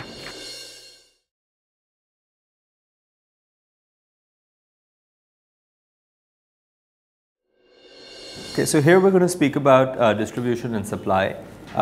Internally, we call this the supply chain. We can break down the supply chain for our business into two things. One is sourcing and one is distribution. The maxim that we have to follow in this is supply or die, and or jo dikta hai wo bikta hai, right? So basically we follow these things. To begin with sourcing, we have extremely good vendor relationships with our farmers and suppliers. These are important not just for the quality of the product or the price of the product, but you have to be able to move your product at the right temperature within the right amount of time to your production unit. Simply put, this is not very hard to understand. I think people like to say it in very complex ways, and there are books written on supply chain management and all of these things. Just, you just have to move something from point A to point B in a stipulated environment and condition, and that if you know what all of that is, you just have to figure out how you're going to do that. That's all that there is to it. So a lot of people tell us that you have a product which requires temperature, cold chain, it's a shelf life, so time and temperature are both against us. And this is the journey that we have embarked on, and that's why it's difficult to do what we do. But then I also see milk, right, which has a similar condition. I also see ice cream, and we also, so there's enough proxies. And whenever you are faced with a supply chain issue, ask yourself, are you the only one doing this? And if it's a challenge for you to do it, it must be a challenge for them to do it as well. So can you get together and do it together, and then you can become stronger. Never compromise what your vision or philosophy of making the product is. Supply chain needs to support that. So, and when we become big enough, we can do the entire thing and create a cold chain ourselves, which is what dairy has done. So when we say this, when we go into sourcing, we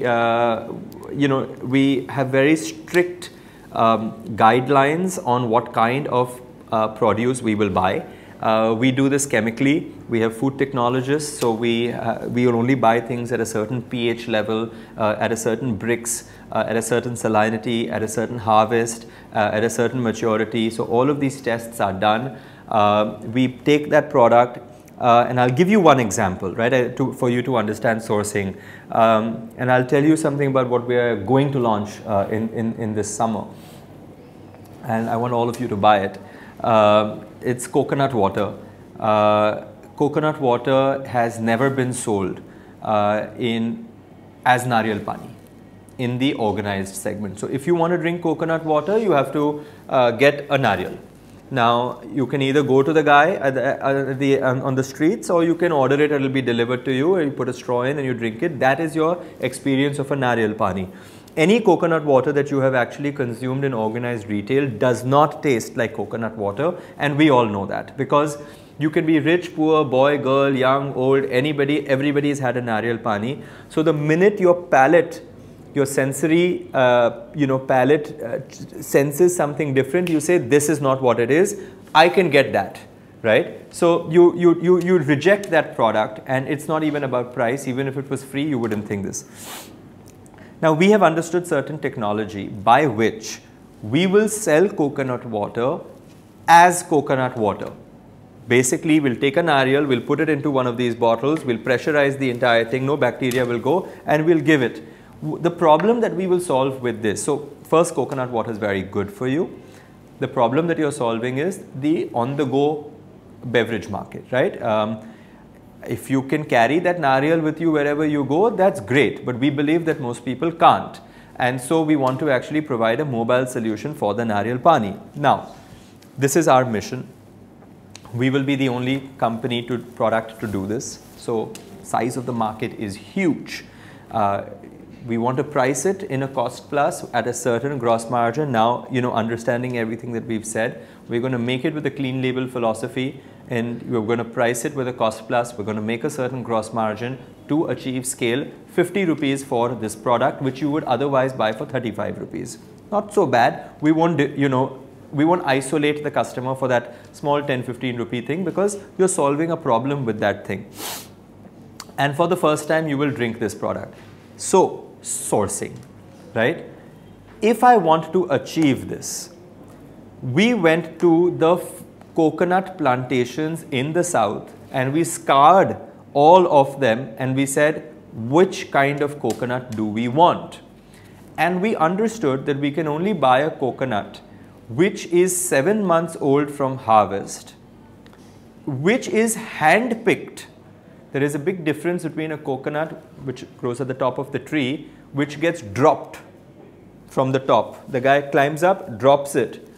We went and we said, we will not work with anybody who drops the coconut. We want that coconut to be carried down like a little baby and immediately put into our refrigerated van, which will be standing there, and those coconuts will be at 0 to 4 degrees within 24 to 36 hours from the time that they're out of the tree, reach our factory for processing, and then they will actually be made within 12 hours and reach shelf within the next 12 hours. So if you want to do this at a sourcing level, you'll first need to know what you want. Then you need to be able to communicate it and discipline your supplier for it. And if he cannot provide it to you, forget it. My philosophy doesn't change. I will send you the refrigerated van and you will supply it. So I will build my cold chain. I will do my time tests and it will come. This is what we've been able to achieve. It is possible. This is the beauty about being small. You can create the rules as you go along. So that's the first part of sourcing. Not very difficult, but know what you want and know how you want to go about in getting it. It will always be expensive when you are at a small scale, and hence when I tell you that our only objective is to increase scale, because as you increase scale, the cost of raw material, the cost of logistics, the cost of all of this starts becoming inversely proportional. The second part of supply chain is distribution. We essentially forget cold press and everything else. We sell fresh juice. Fresh being the most important word. When you buy any other product, you look at the expiry date. When you buy a fresh product, you look at when it was manufactured. And hence, we have to actually be able to supply a product as quickly from the time that it has been processed into the shelf. So how we do this is basically we have to again go into cold chain ourselves, and we have to look at primary logistics to doing this. So, you know, if I have to answer your question on the entire supply chain thing, as a young company, you have to build scale to achieve, you know, economy for the cost of doing supply chain. So focus on building scale. Don't change, we will not change the way that we do supply chain, even though it's more expensive for us, because then it compromises the quality of our product. So we work very closely with the farmers and suppliers. We build our own cold chain across the system. We do sourcing of that ourselves. We do the supplying ourselves. And then we have to actually work with retailers also, because the best of the retailers sometimes switch their refrigerators off. And so, you know, we have to educate them to keep them on. We have seen, you know, retailers that sometimes switch the ice cream refrigerator off, saying that it'll melt, but then it'll reset once we form it. So we have to educate them that, look, a product will go bad, like milk or cheese or butter and all of these things, if you don't keep it at the right temperature. So you do have to take a lot of pains to achieve quality in a cold chain supply chain. There's a lot of challenges, and it will be expensive unless you build scale. So if we focus on building scale, the costs will come down. We'll become more important to our suppliers, and we will become more important to our retailers as well. And then they will follow the guidelines with discipline that we're setting off, because the one rule is, if everyone makes money, everyone will do what you want them to do.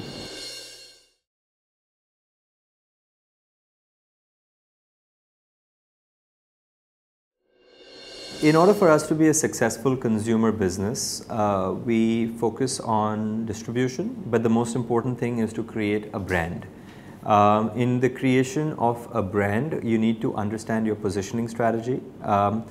Positioning, as it would be defined in marketing books, is you know, how a consumer perceives your product. Just step aside from that for 1 second and look at positioning for what your vision of the entire product is.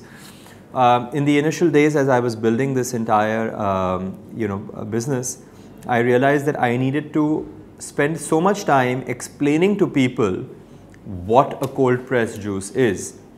And if I went into technology and nutrition and chemical composition and heat, and I would lose everybody's attention, as you know.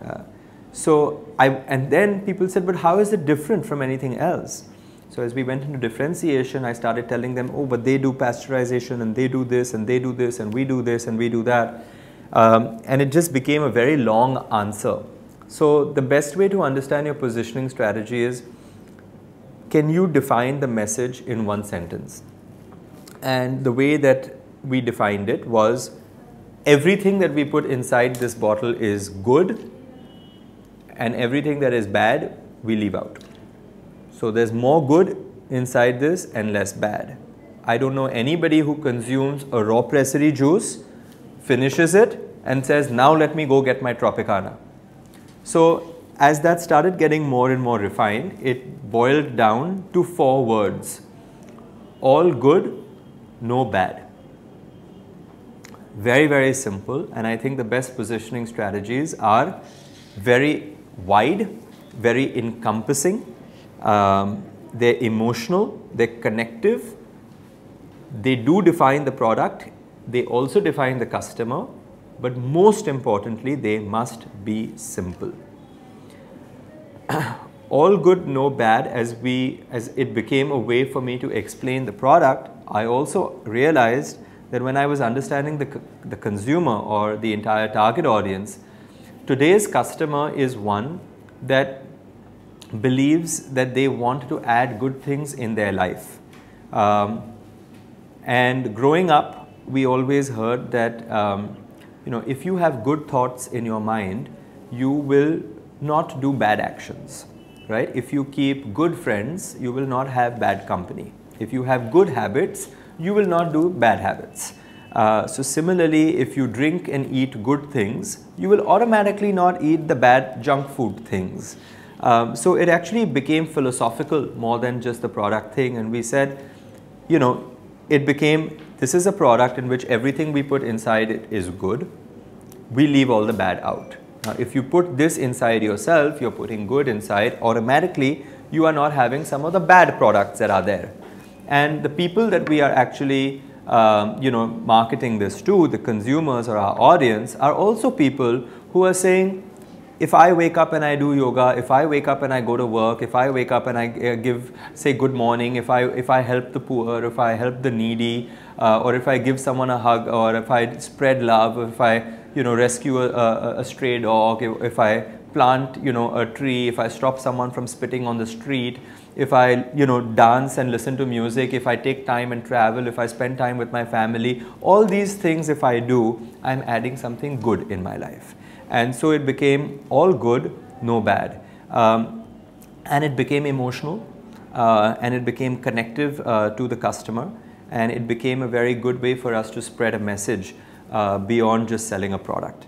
So this is how the positioning really came out. Keeping in line with this positioning, we created our identity. The identity being everything is transparent, everything is minimal, we don't want to over decorate things, we want you to see what the product is, etc., etc. So if you want to convince someone that what you're doing is good, then you actually have to be completely transparent to them. You know, one of the you know, things that we got out of it, when I said to you the consumer research surveys that we did actually led us to this. You know, we were inside a store and there was a lady standing there, and then we asked her, you know, can you name any beverage brand which you can buy in India which you honestly believe is healthy for you? You know, and she said, look, you know, I don't know what you mean by healthy. Other companies make these claims and nutrition charts. For me, healthy is, and honest is simply what I can give my child.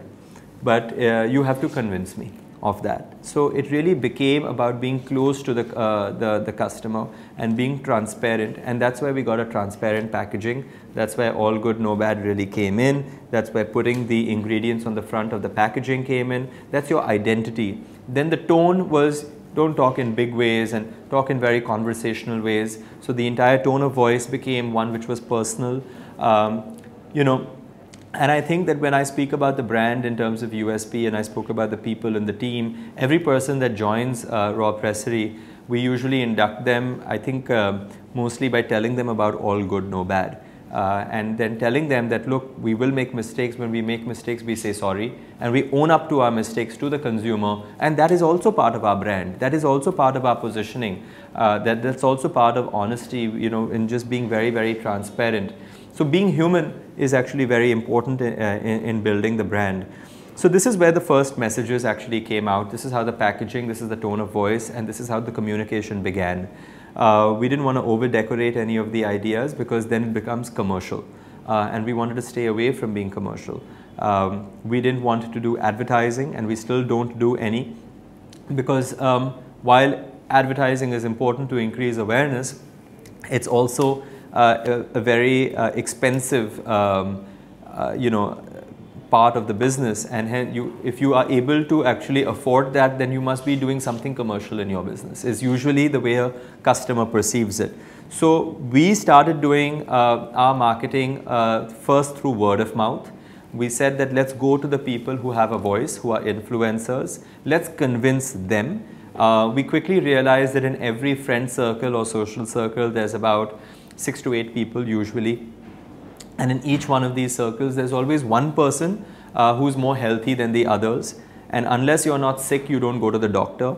But when you want to talk about something which is about health or fitness, you know, let's say there's this one guy in your friend circle who goes to the gym, you know, so you'll say, hey, you know, you go to the gym, yeah, tell me what exercises to do. I want to lose some weight. So he becomes your influencer. Or there's this one lady, you know, who, let's say has just, you know, become a mother, but she still like has maintained her figure, as they call it. So they say, hey, you know, what is it that you've done? How did you lose your weight so quickly? or what do you cook for your husband? So this is how we said we need to work into the social circle, we need to identify the influencers, we need to target that person beyond them being experts like nutritionists or etc. and first convince them. Now if you convince them, you've also convinced 10 other people, right? So that actually happened for zero cost. In business, you'd look at one very important thing in marketing, which is cost of consumer acquisition and cost of consumer retention. You need to be able to focus on these. If you want to build your business and get it off the ground, you don't need advertising, you need customers. The only reason you need advertising is to get customers. There are better ways to get to customers. Word of mouth is one. That's how we actually built the business. And then in today's days, digital plays a very big role for us. Digital is very big because it's free for consumers to tap into. You can actually achieve a lot of awareness through it, and you can actually change your messages very quickly as well. In terms of budget, you can achieve a much lower cost of consumer acquisition. You can build brand identity. You can have far more messages that come out, which is not possible to do on TV and ATL. So this is again, where small brands can actually start competing with bigger brands. So this is how we went about understanding our positioning.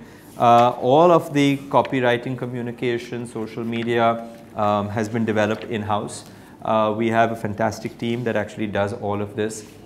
And we do look at creating content with outside agencies, which is something that you will need to do at some point.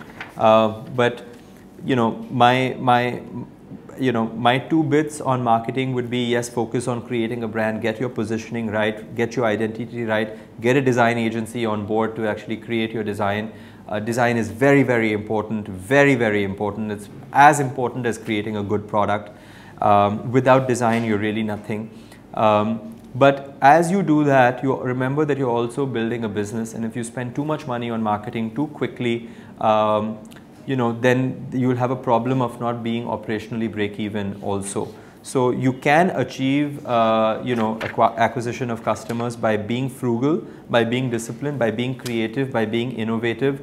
If you focus on design and your communication, and you've got it bang on, you don't have to spend that much money by getting those big ad agencies and splurging money on TV. That will come later. It's not a chicken egg kind of a thing. That has to come later. So, so yes, that's how we really went about building our brand and doing marketing.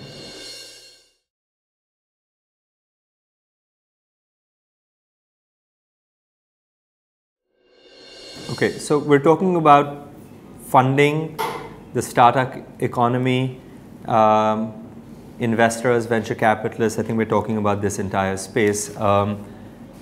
I have been an investment banker in the past and I have hated it. So I really never started this business to think that I could get venture capitalist money.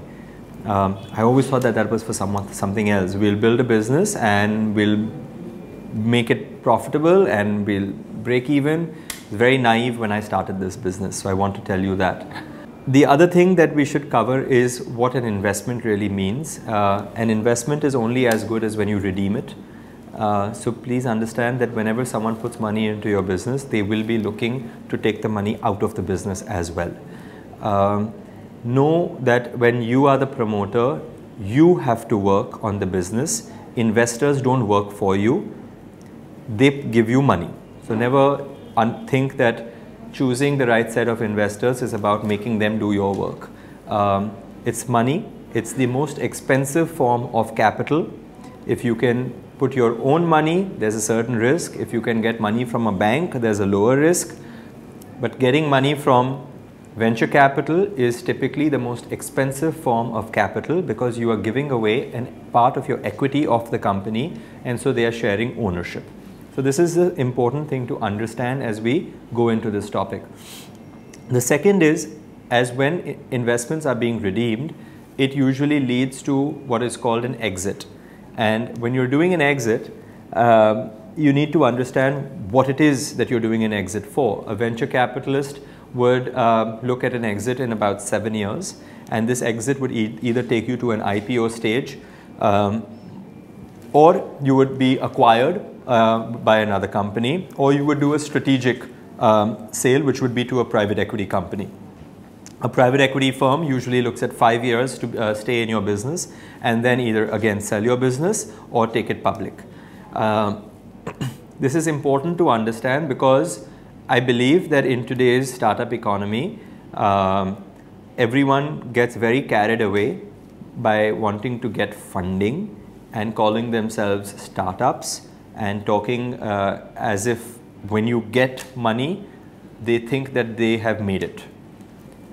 I want to clarify, when you get money, when you get funding, you have not made it. You've just about started it and your life just got tougher.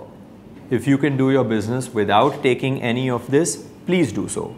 If you can get debt from a bank and you have the means to do so, please do so.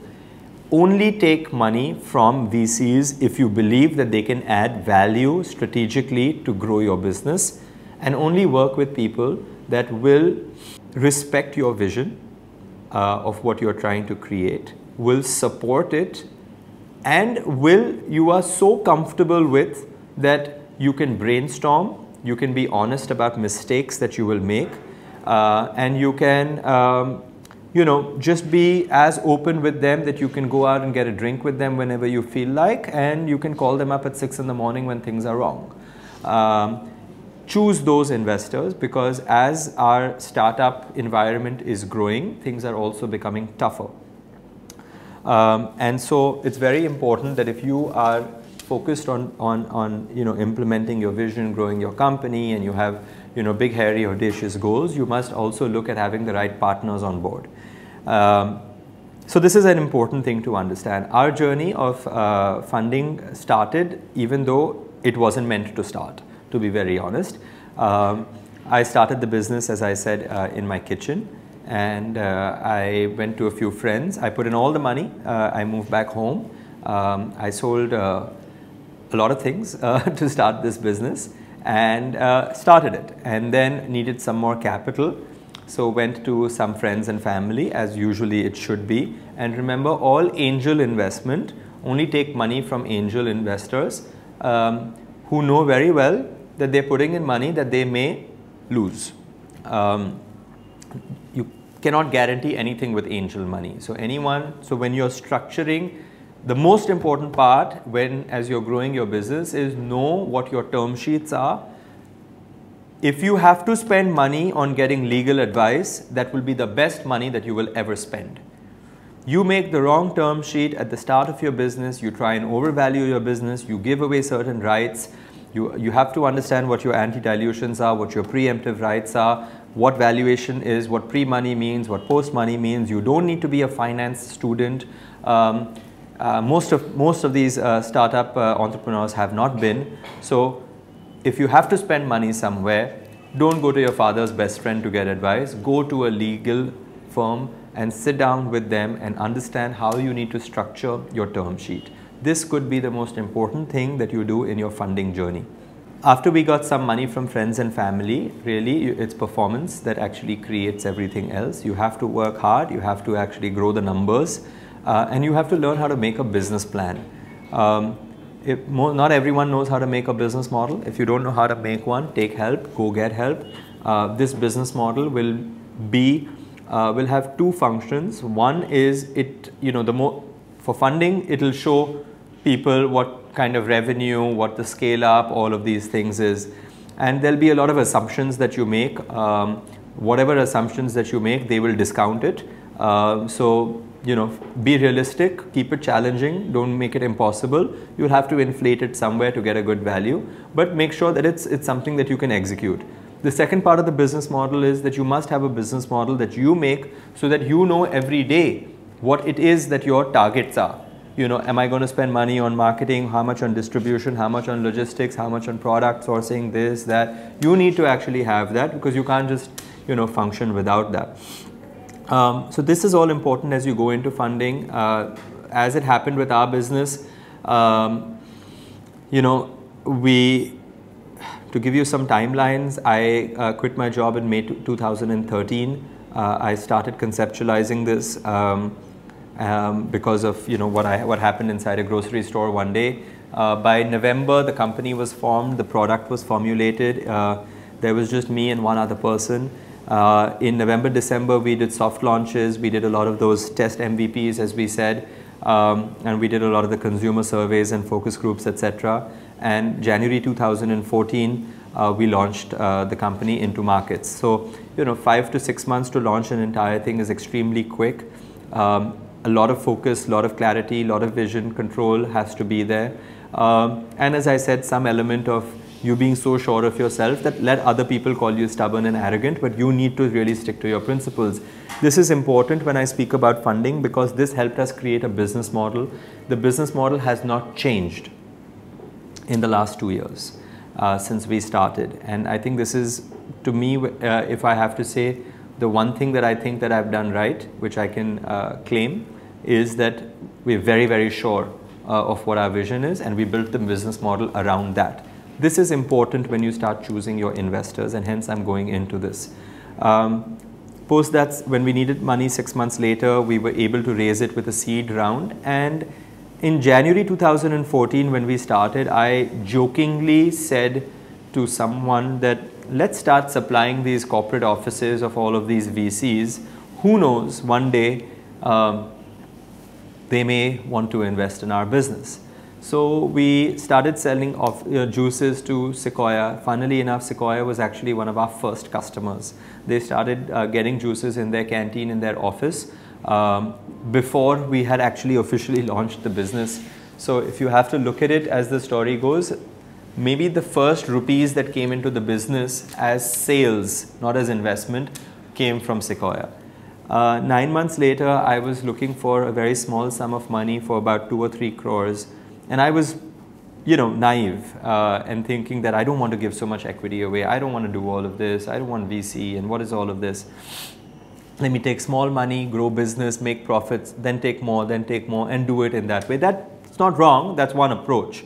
But I was not staying true to how ambitious my vision was. And then you can't do it in that way. So I gave Sequoia a call. And I approached them and I said, look, you've been getting our juices at your thing, and I actually just wanted to come by and seek your advice. And they said, sure, you're most welcome. And so I went over and I met with a lady called Sakshi, and I said, see, this is what we do. And she said, I'm aware of what you do. Most of the people in our office not only love your juices in the office, but they also get home subscription in their homes for their families. So, sure. So I said, look, I'm looking for about 2 or 3 crores, and I wanted to know, can you tell me where I can go get it from if you have some, people that you can point me to, because you guys are obviously do much bigger investments. I'm only looking for this 2 or 3 crores, and these are my numbers, and this is this and this. So she said, are you sure you only want that? And I said, yes. So I was going to them, using them as an existing customer to point me towards other investors. So she said, look, do one thing. Just think about this and how you want to go about it, and why don't you come back tomorrow? So I said, okay, and when I went back the next day, I was inside a very big conference room with TVs the size that I've never seen in my life before, and there were 6 people sitting around in a conference table, and the managing director they were there. And the first sentence that VT, the managing director, said, he said, see, Anuj, as a venture capitalist, let me tell you the 3 rules, and this is why I'm telling you this. We usually invest in companies that are following a market trend. So which means we understand that with enough data that market is going towards this. So then we'll invest in the company in that. The second is we invest in companies that are led by entrepreneurs that have already had enough success. So there are certain names you can bank on that if this guy is doing it, I'm putting my money into it. And the third, which is something that they never get the privilege of doing, is because they invest in early stage companies, is where they all love the product. So what usually happens is the product comes afterwards because they're investing in a market trend, number one. Or they're investing in a person, the product will come later. What rarely happens, what he said, was we have the privilege of investing in a product that we already know is amazing, that we love and we ourselves are buying into. And we're sitting with you here right now because we want you to take more money. And these three things, we right now seeing that, sure, you know, we love your product, we want to get to know you better so we can understand you as a promoter, and then we'll do some industry research and understand. So for us, the journey went the other way. I didn't go looking for this thing, and they actually said, why don't you? And as they will always tell me, I took much less money than what they were willing to give.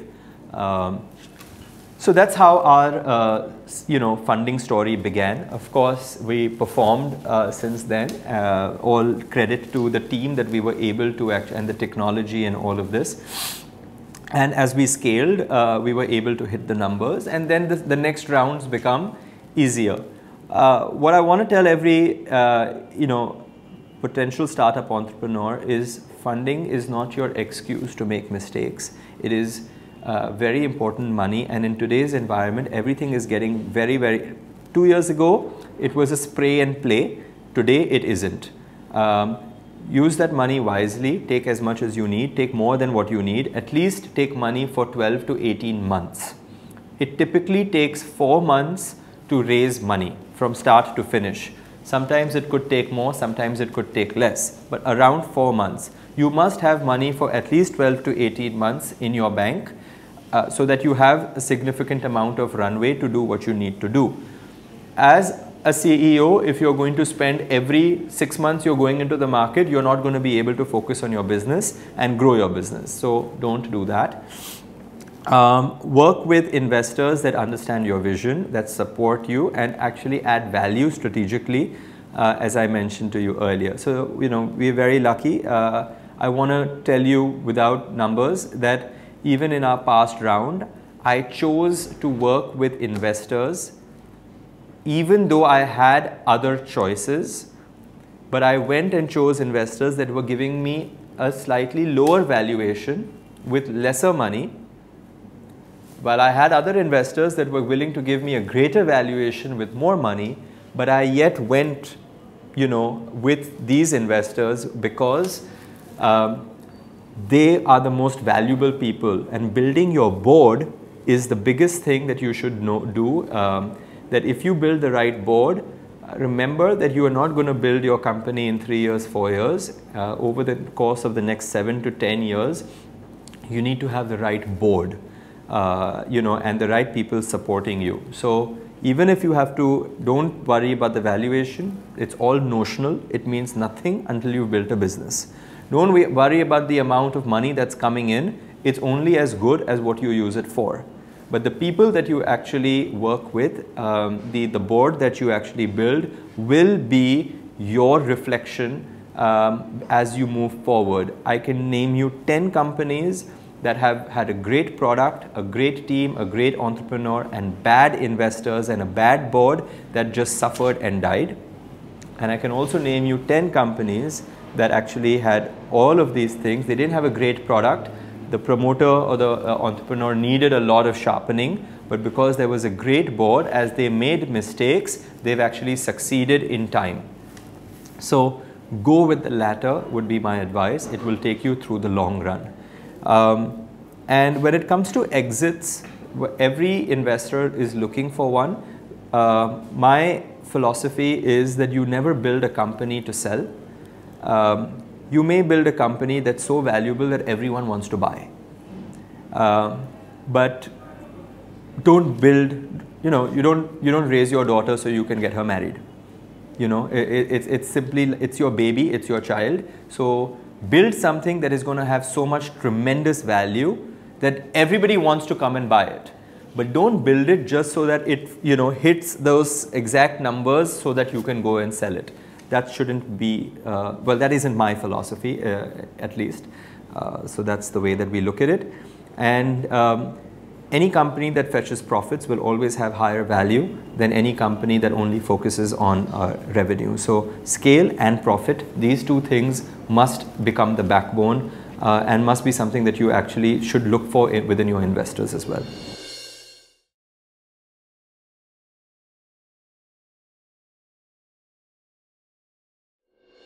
We started the business with doing home delivery, and we strategized that we don't want to sell single juices. We want to actually sell monthly subscription plans. One of the reasons for doing this was, as a business, we didn't want to look like a juice center delivering juices.